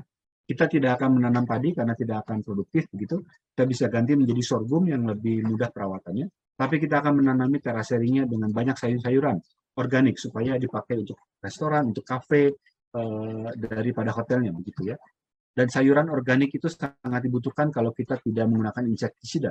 Dan salah satu yang penting dari pengurangan insektisida adalah kita perlu adanya hama, serangga-serangga pemangsa dari hama sayuran. Dan serangga-serangga itu bisa hadir kalau kita menanami banyak bunga-bunga dengan warna-warna mencolok tertentu yang bisa mengundang serangga-serangga seperti lebah dan sebagainya. Itu adalah pemangsa dari hama-hama tumbuhan, sayuran, gitu ya. Jadi kita menanami teraseringnya dengan konsep companion planting atau tanaman penyerta, begitu ya, dengan bunga-bungaan. Bunga-bunganya kita bisa pakai di hotel tentu saja dengan menghiasi kamar hotel dengan bunga-bunga, memetik bunga ini, dengan meja restorannya dan sebagainya. Ya. Ini yang saya maksud, kita punya pengetahuan di ilmu pengetahuan yang lain untuk kemudian membantu kita membentuk arsitektur dengan konsep yang unik. Kita juga ingin membuat pesta kebun begitu, karena itu di belakang bangunannya di huruf I ini ada tempat untuk pesta kebun. Lalu hotelnya dibuat single audit koridor satu sisi, terpisah-pisah dari beberapa masa dan dihubungkan oleh kolam renang yang cukup besar dengan sumber air panas alami. Gitu ya. Karena bentuk lengkung, maka bentuk lengkung ini akan terus hadir sebagai konsep dari padi tadi. Bangunan utamanya seperti terasering, itu sebetulnya bagian bawah adalah parkiran, tapi supaya efisien dan lahannya yang sempit, maka di atasnya kita pakai untuk ruang-ruang meeting, seperti hotel perlu banyak ruang meeting gitu ya. Dan atapnya dibuat dari terasering dari bentuk lengkung, dan untuk companion planting, sayur-sayuran dan bunga-bungaan. Di ujung dari terasering itu ada dua bentuk lengkungan dengan dua terowongan lengkung itu adalah kafe atau restoran dari hotelnya yang bisa diakses langsung dari luar, tidak harus pengunjung hotel, tapi kafenya bisa dibuka untuk umum. Gitu. Bagian sebelah kanan baru adalah hotel-hotelnya yang juga membuat citra dari lengkungannya. Ya. Ini lebih dekat kolam area terasering dan juga pesta kebun. Ini tampak bangunannya, terdiri dari banyak sekali pohon dan juga bentuk lengkung. Terlihat bentuk gunungan itu dari bentuk gunungan yang lengkungan yang sederhana. Dan akibatnya karena bentuk lengkungan tadi, maka hotelnya menjadi terasering juga ya. Dan karena hotelnya terasering, maka ada hotel-hotel yang di sebelah kanan itu kita melihat punya kolam rendam pribadi ya, yang air panas alami. Jadi sangat spesial. Itu kamar-kamar yang punya teras dengan banyak tumbuhan dan juga kolam rendam pribadi ya. Jadi cocok sekali dengan lokasi Sangkan Hurip yang memang adalah tempat wisata dari kolam air panas ya. Dan koridor-koridor inilah yang membuat fasadnya menjadi bentuk lengkung dengan atap dari koridornya gitu ya. Jadi konsepnya gunungan terasering betul-betul terlihat pada bentuk hotel butiknya. Saya kira seperti itu. Terima kasih. Silahkan saya kembalikan ke Aisyah. Mungkin ada pertanyaan dan diskusi selanjutnya. Baik. Wow, luar biasa. Ini kayaknya kalau saya dari tadi nggak di-mute ya, Pak Yusing, saya tuh cuman wow, oh wow gitu dari tadi. Gimana kalau kita rame-rame habis ini ke Sangkan Hurip ya? Untuk sajian yang Belum tadi. jadi. Oh, belum Tahan jadi. pandemi. Gak apa-apa, saya booking aja dari sekarang kalau gitu ya. Baik, terima kasih Bapak Yusing juga atas pemaparannya, luar biasa sekali, di mana sebetulnya juga proses kreatif ya. Ide-ide itu bisa datang dari mana saja gitu. Tadi yang saya sempat note juga bisa dari profesi, dari hobi, filosofi juga yang kemudian juga di-blend dengan pendekatan arsitektur. Bahkan juga pendekatan lainnya seperti ilmu pengetahuan lain gitu ya. Tadi sempat di-mention sedikit juga, tidak melulu harus mengenai arsitektur saja gitu ya, tapi juga pengetahuan mengenai alam, fungsi, ruang, kondisi geografis juga, bahkan sampai mempertimbangkan budget juga dari klien gitu.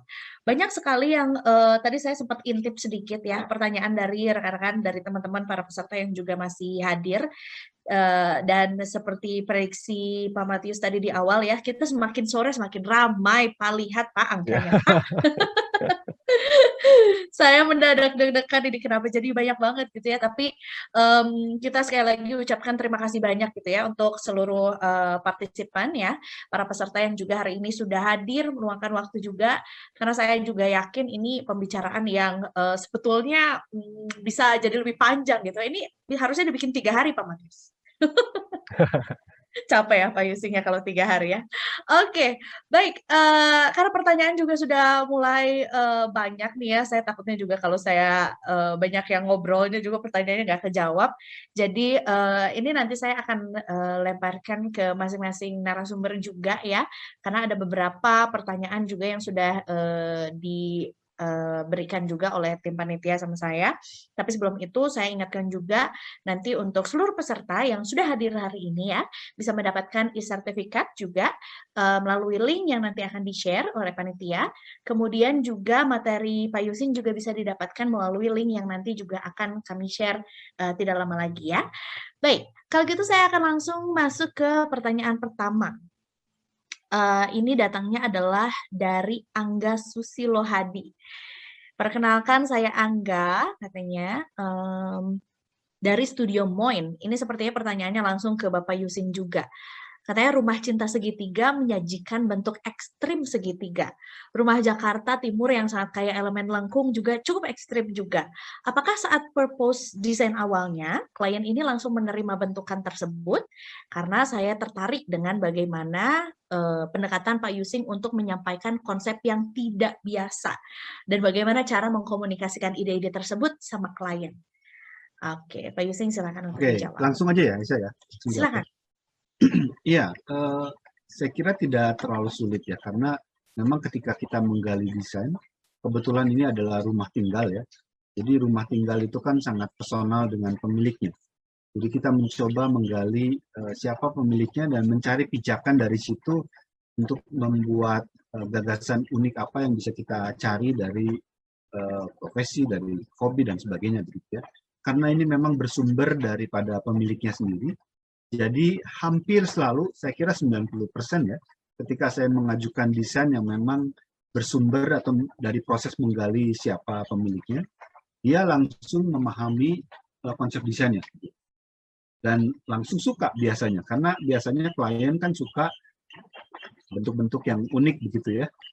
Kecuali memang dari awal klien minta, saya pengen yang sederhana, saya pengen tidak yang menonjol dan sebagainya, itu menjadi satu kriteria yang memang kita harus penuhi ya.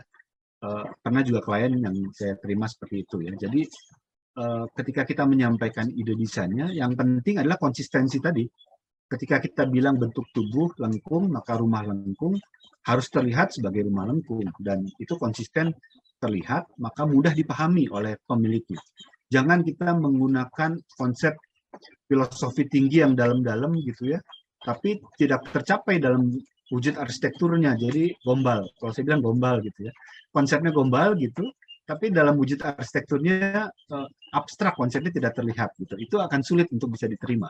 Tapi kalau memang dia tidak abstrak, dia terlihat, mudah dipahami, biasanya klien akan suka, dan kalau sudah kliennya suka, relatif sangat sedikit untuk revisi desain.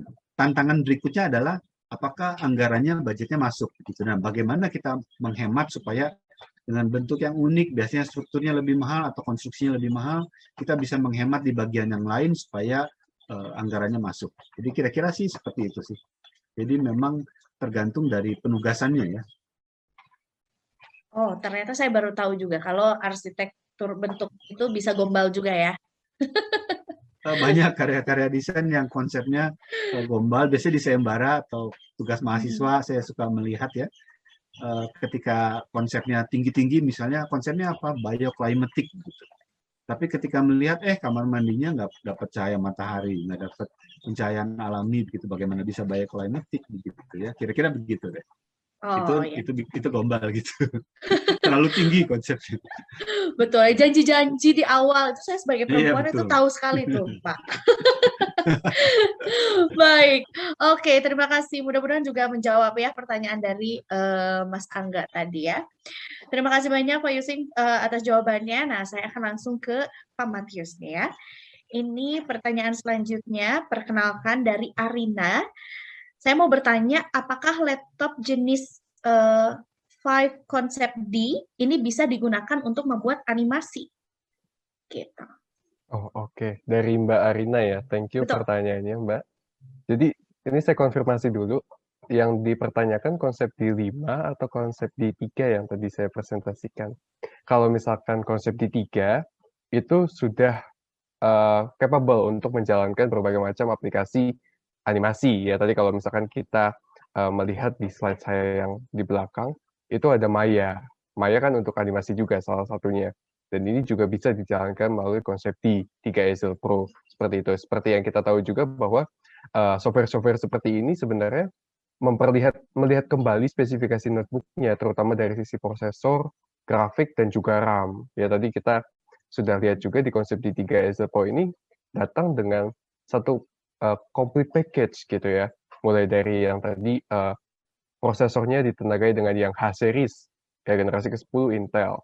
Kemudian di grafiknya juga ada NVIDIA Quadro, yang tadi saya sempat mention, ini cukup stable dibandingkan dengan non-Quadro grafik prosesor untuk software-software content creation. Dan yang terakhir, RAM yang digunakan pun sudah 16 GB, sudah sangat cukup untuk kegiatan content creation, khususnya tadi kalau dipertanyakan untuk animasi. Seperti itu Mbak Elsa, mudah-mudahan menjawab ya tadi pertanyaan dari Mbak Arina ya. Thank you.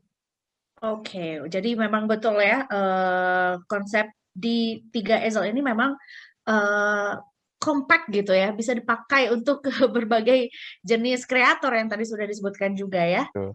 Sedikit menambahkan lagi Mbak Elsa, jadi kalau misalkan tadi mungkin pertanyaannya mengarah ke konsep D5 ya. Kalau konsep D5 tadi lebih tinggi lagi, dia menggunakan Quadro versi RTX. Jadi spesifikasinya pun sudah di atas dari konsep D3 Easel Pro yang tadi saya bawakan. Jadi jawabannya tentu juga lebih mumpuni lagi ketika kita pakai konsep D5 Pro tadi yang versi non Easel ya, seperti itu. Oke, wow. Saya Saya juga ini saya sebetulnya kebetulan lagi buka SketchUp nih, boleh saya share sebentar ya? Oh, silakan Boleh, silakan. boleh. Biar kelihatan tampilannya. Kelihatan nggak? Oke, Nah. sudah terlihat, Pak. Ya, ini cukup berat nih sebetulnya kalau di PC saya ini cukup berat, tapi di sini saya kira cukup lancar ya. Kita bisa lihat fitur-fiturnya.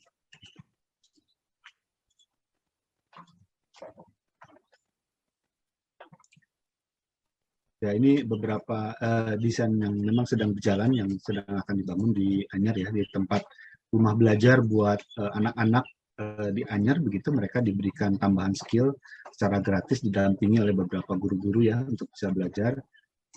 Jadi memang konsepnya juga seperti rumah kampung yang kita gabung-gabungkan sehingga ada inner court dan atapnya dari beberapa atap gitu ya. Ya ini sedikit aja sih untuk memperlihatkan penggunaan SketchUp yang cukup lancar ya. Bagus Oke. banget desainnya Mas Yusing. Terima kasih. Pak Matius langsung bikin rumah ya. Waduh, saya langsung kepikiran mau bikin rumah. Sebetulnya juga tadi kita juga sempat dengar ya bahwa Pak Yusing tadi sempat bilang iya ini jadinya lebih cepat gitu daripada PC saya. Itu kode tuh Pak Matius, Pak. Kode dari Pak Yusing. Baik, oke. Selanjutnya saya akan lanjut dengan pertanyaan selanjutnya ya. Pertanyaan ketiga. Selamat sore dari Pradnya Paramita. Ini mau bertanya ke Pak Yusing lagi. Saya ingin mengajukan pertanyaan terkait konstruksi bangunan lengkung. Apa saja yang perlu diperhatikan? Kemudian bagaimana menyiasati desain arsitektur dengan kasus pohon besar yang terdapat pada tengah lahan yang akan dibangun tanpa ditebang. Okay. Wah, contoh kasus. Menarik ya. Kalau misalnya dia bentuk lengkung ya, saya kira perlu dilihat adalah strukturnya ya. Jadi apakah strukturnya akan lengkung atau strukturnya cukup dengan kotak saja gitu. Yang lengkung hanya cantilevernya saja begitu. Lalu kemudian kita harus pikirkan apakah lengkung itu hanya denah saja. Saya coba pakai layar deh ya, biar lebih enak ya. Coba ya.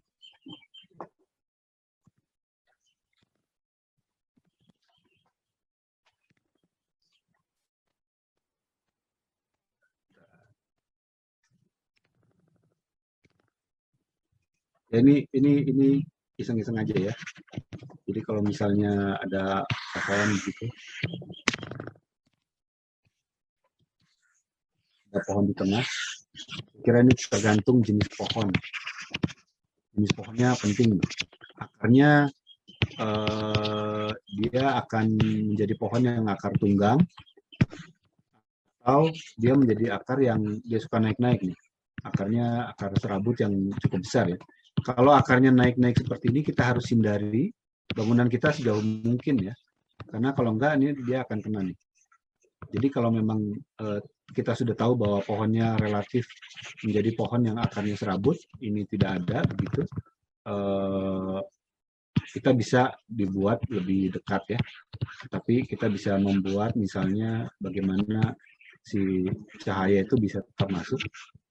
Lalu misalnya kita buat panggung juga ya, akan lebih bagus kalau bangunannya panggung supaya cahaya dan udara bisa tetap lancar ya, bisa mengalir dengan lancar. Lalu kita harus pikirkan matahari juga masuk begitu ke semua ruangannya. lalu bagaimana interaksi antara pohon ini dengan bangunan kita ya. Saya kira ini juga penting. Bagaimana kita bisa menikmati pohon itu dari dalam rumah, tentu dari view ke dalam pohon harus bisa terlihat. Atau kalau perlu kita membuat jembatan ya, kita membuat jembatan, lalu mungkin di sini kita bisa membuat kalau kebetulan pohonnya besar begitu, ranting-rantingnya sudah cukup kuat, kita bisa membuat rumah pohon kecil di sini ya, untuk bisa menikmati interaksi langsung dengan pohon. Saya kira begitu sih. Ini sedikit aja berbagi untuk teman-teman bahwa idenya bisa dari mana aja. Tetapi kalau memang ada rumah pohon, yang paling penting itu tadi, kita menghargai pohonnya, mengetahui dulu jenis pohonnya, menghargai pohonnya, dan meningkatkan interaksi sebanyak mungkin dengan pohon itu supaya pohonnya tetap hidup, dan kita bisa menikmati langsung interaksi dengan pohonnya dengan lebih baik begitu. Lalu strukturnya kita pikirkan apakah strukturnya akan mengikuti bentuk lengkung, si kolom deretan kolomnya, atau kolomnya hanya cukup kotak saja, tapi cantilevernya yang melengkung ya. Saya kira begitu kira-kira. Oke, jadi perlu dipikirkan juga ya interaksi nih ya antara pohon yang memang benda hidup gitu dengan bangunan yang nanti akan dibangun. Menarik sekali. Oke. Baik, saya akan lanjut juga, berarti sekarang kembali untuk bagiannya Pak Matias lagi ya, untuk menjawab. Ini pertanyaan dari Mas Jim Susanto, mengenai aplikasi Revit, Lunox, atau sejenis aplikasi untuk desainer arsitek, apakah masih mumpuni dengan spesifikasi keperluan sebagai arsitek juga dengan jenis konsep D3 Easel Pro? Iya, thank you pertanyaannya. Jadi tadi kita udah melihat ya live demo langsung sedikit tuh di preview sama Mas Yusing. Itu kebetulan software yang digunakan adalah SketchUp ya, salah satu software juga yang digunakan oleh arsitek. Tapi kalau pertanyaannya adalah Revit ya, tadi saya sempat cek sekilas, compatible banget gitu ya. Karena salah satu poinnya, terutama dari RAM-nya, dia kan minimum di 8 GB. Di sini udah 16 GB, jadi mestinya sudah bisa run well juga. Dan prosesornya pun sudah generasi ke-10 gitu. Jadi balik lagi satu paket ya, komponen hardware-nya ini bisa menjalankan untuk aplikasi seperti Revit ataupun SketchUp yang tadi sudah dibuktikan berjalan lancar gitu sih Mas, Mbak Elza. Oh ya, betul. Karena tadi sebetulnya demonya cukup ini ya, cukup banyak juga ya Cukup gambarannya. kompleks desainnya. Betul, jadi sudah pasti juga mumpuni ya untuk berbagai jenis aplikasi ya yang dibutuhkan oleh arsitek juga. Terutama juga tadi pertanyaannya justru animator gitu ya, dan dibuktikan juga ya berarti memang aplikasinya juga mumpuni. Baik, kalau begitu saya akan lanjutkan ke pertanyaan selanjutnya untuk Pak Yusing ya. Izin bertanya, ada mahasiswa arsitektur nih. Bagaimana langkah-langkah yang biasa Pak Yusing lakukan untuk mengumpulkan data dalam pembentukan suatu konsep bangunan? Oke, data dan sumber inspirasi dari mana kira-kira ya? Sebenarnya tadi udah diceritain banyak ya, masih kurang puas kayaknya. Ya biasanya kita melihat fungsi proyeknya apa. Jadi kalau fungsinya tertentu, rumah sakit misalnya, kita perlu tahu standar rumah sakit dan sebagainya ya. Standar-standar dari fungsi tipologi bangunannya apa.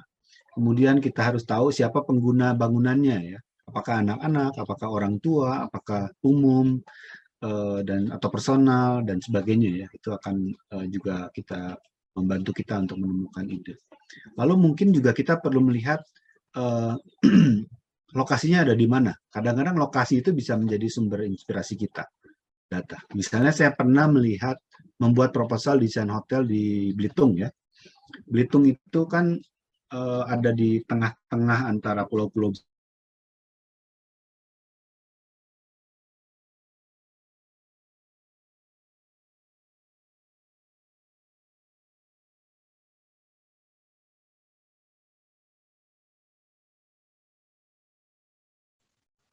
Oke, baik. Sepertinya ada kendala di jaringan ya. Kita akan tunggu dulu Pak Yusing untuk kembali juga. Ya, baik. Saya kembali sama Pak Matias kalau Besar ya, gitu. di selat gitu ya. Oh, jadi iya. ombak juga, pasir pantainya juga ada Ya, ditemukan juga ada pohon, mungkin keluarga bakau yang cukup menarik di pantainya. Satu pohon yang sudah tua, lalu akarnya naik turun begitu ya. Karena akarnya naik turun, maka bangunannya saya buat rem juga. Panggung, tapi dia rem naik turun dan di bawah dan dia ada yang di atas gitu. Jadi idenya bisa dari banyak hal. Sebanyak mungkin kita kumpulkan data, sebanyak mungkin kita gali, lalu kita cari mana yang kita bisa angkat dan kita pilih ya untuk menjadi sumber inspirasi kita, kira-kira begitu. Begitu. Jadi tetap, mencari sebanyak-banyaknya dulu data. Tapi sebetulnya nih, Pak Iseng, saya jadi penasaran juga nih. Biasanya kan kita juga kadang bertemu dengan, klien yang, nggak cuman satu gitu idenya. Kadang-kadang kliennya ya, bangunannya satu gitu, tapi, mungkin dia partneran apa gimana gitu. Kadang-kadang suka ada keinginan, mereka masing-masing gitu. Itu gimana tuh? Pernah punya pengalaman seperti itu mungkin menyatukan 2 ide gitu? Oke, ya kalau memang dua idenya itu adalah nyambung ya, masih bisa sinergi ya.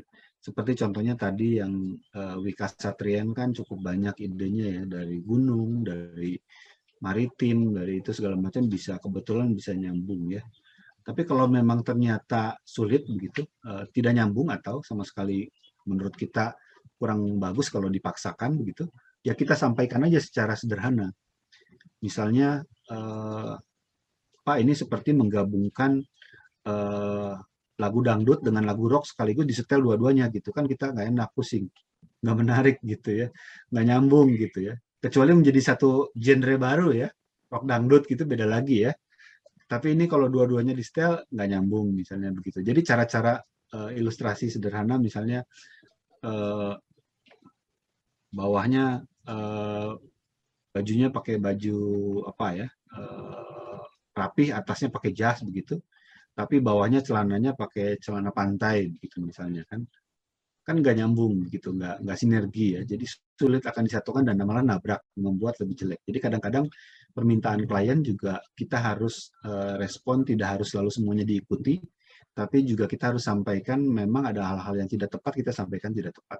Tapi kalau memang bagus, kadang-kadang kita malah bisa belajar dari klien atau menambah ide dari klien juga kita bisa ya kalau memang idenya bagus begitu. Jadi fungsi sebagai desainer saya kira itu ya, menyampaikan secara jujur begitu apa yang kita pikirkan gitu. Bukan hanya sekedar menerima semua apa maunya klien, karena klien membayar kita kan sebagai desainer, bukan sebagai tukang begitu kira-kira ya, yang hanya menuruti apa semua mereka sampaikan gitu. Oke, baik. Jadi tetap harus bijak juga ya sebagai desainer, sebagai arsitek juga ya, ya mengikuti permintaan klien. Baik. Selanjutnya ini masih pertanyaan untuk Pak Yusing juga nih ya. Dari Mas Pandu, selamat sore. Katanya, bagaimana solusi untuk hunian yang berada di kampung kota?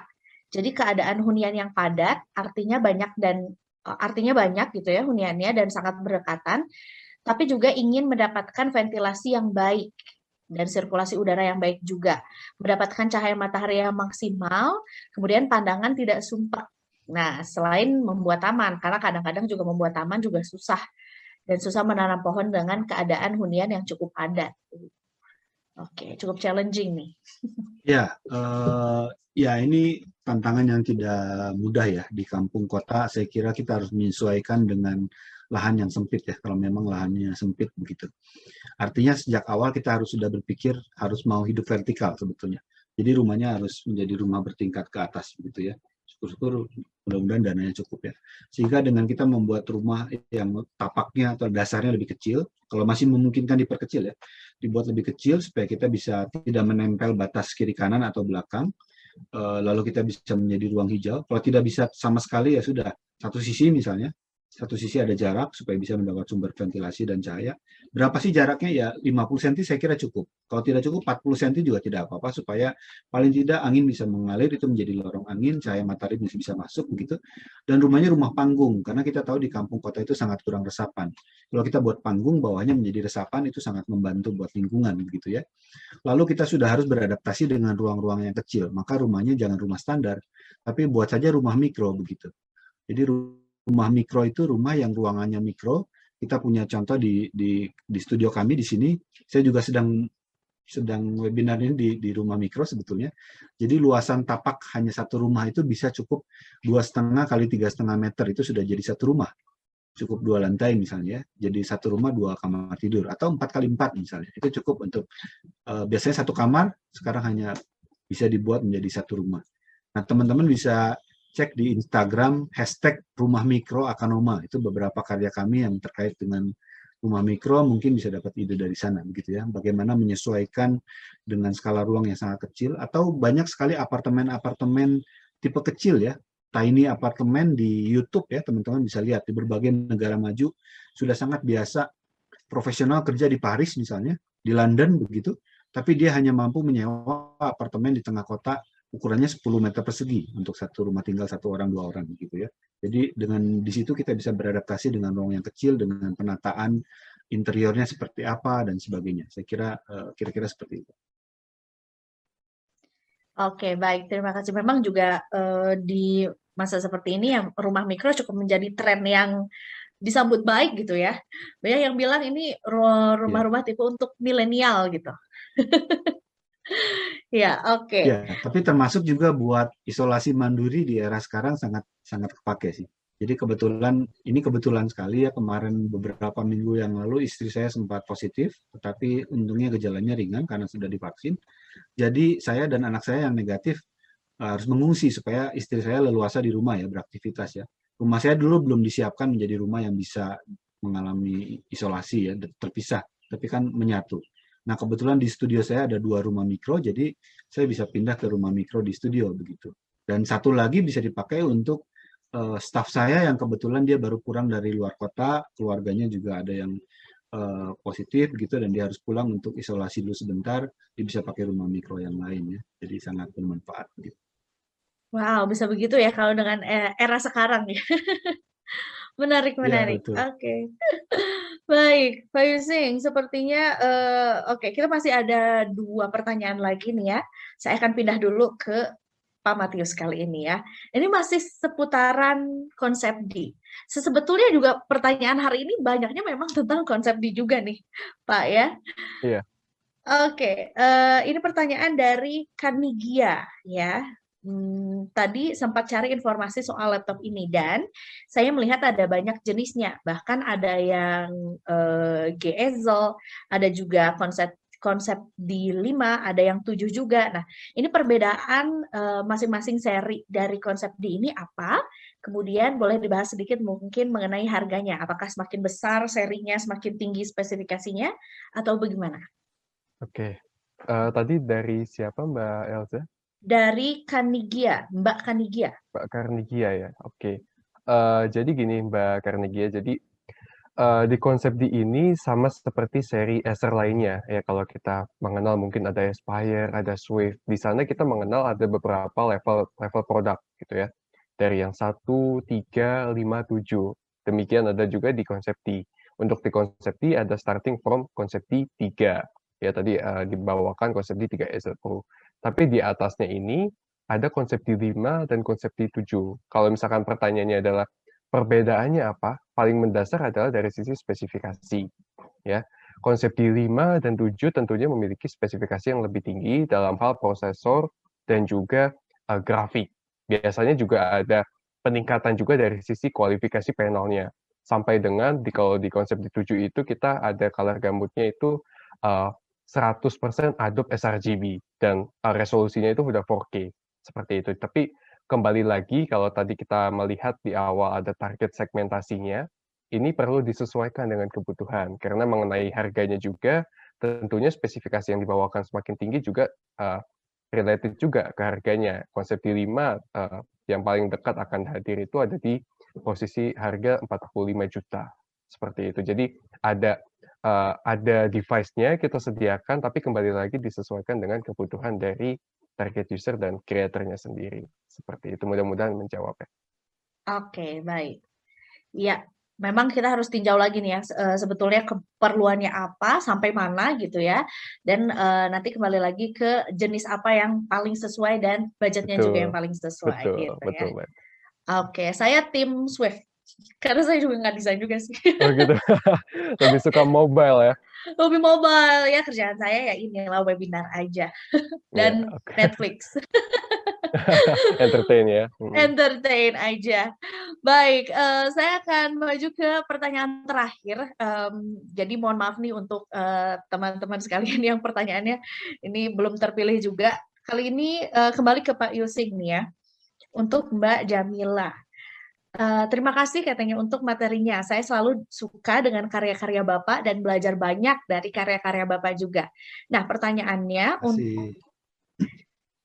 pertanyaannya untuk solusi dan struktur apa yang digunakan pada bangunan pada daerah lahan berkontur, apalagi lahan berada di daerah yang rawan longsor, sehingga bangunan yang dibutuhkan juga harus lebih kokoh walaupun di daerah longsor.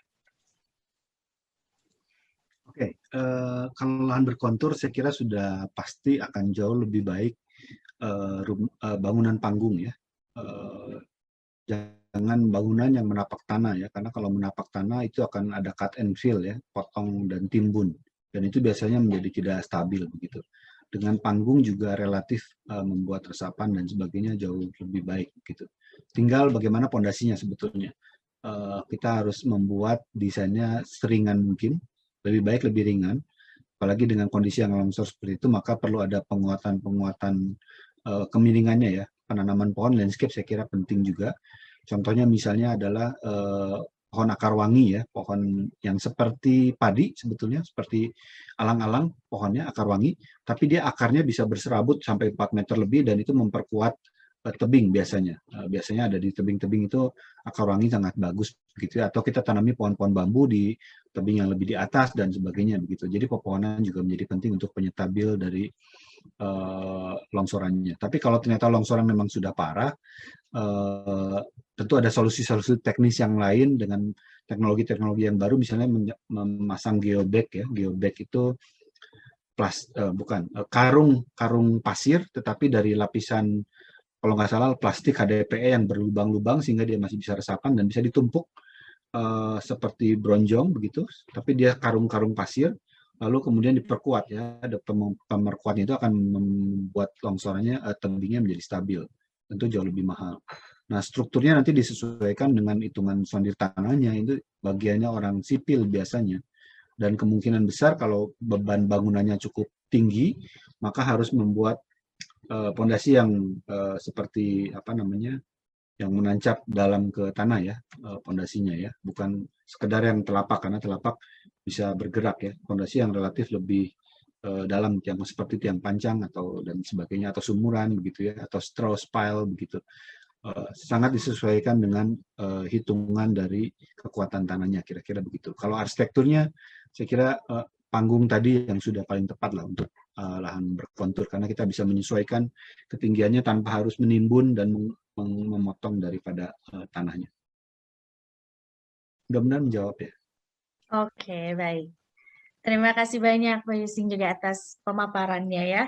Jadi memang banyak pertimbangannya gitu ya, terutama juga pada kompleksitas dari apa tadi, fitur-fitur dari tanah gitu ya, dari lingkungan juga gitu ya. Baik, terima kasih banyak atas jawabannya, Pak Matius juga terima kasih banyak atas jawabannya. Sebetulnya ini kalau misalnya kita bisa lihat sih ya jumlah pertanyaan yang masuk ramai sekali, masih banyak. Oke, kita akan ketemu di day 2 ya, Pak. Gimana nih lanjut nih besok? Oke, tapi sebetulnya nih buat para peserta yang juga sudah hadir pada kesempatan siang hingga menjelang sore hari ini, jangan lupa kalau sebetulnya juga Acer More Up Creator Workshop itu masih akan berlanjut juga. Kita masih ada 2 sesi lagi ya dengan tema yang tentunya berbeda juga. Jadi mungkin yang masih penasaran ya dengan jajaran hero dari produk Acer juga, mari silakan ikuti lagi ya kelas-kelas workshop lainnya juga yang bisa para peserta daftarkan diri juga di acerid.com/creator. Nah, sekalian juga saya mau mengingatkan nih bahwa sertifikat ya dan juga materi dari Pak Yusing ini bisa didapatkan melalui link yang sudah dikirimkan oleh panitia yang sudah ada di kolom chat. Kalau begitu kita sudah menuju ke pengakhir acara ya, penghujung acara juga. Sekali lagi saya ucapkan terima kasih untuk dua narasumber kita. Mungkin boleh virtual applause dulu untuk semua yang sudah hadir di sini ya. Terima kasih Pak Matius, terima kasih juga untuk Pak Yusing juga. Mudah-mudahan kita bisa bertemu di lain kesempatan ya. Thank you juga Mbak Terima Elsa, kasih. teman-teman semua, Mas Bisa. Yusing, thank you. Sama-sama, terima kasih.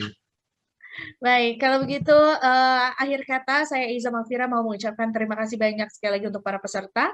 Saya harap bisa bertemu lagi di kelas selanjutnya ya, di workshop selanjutnya.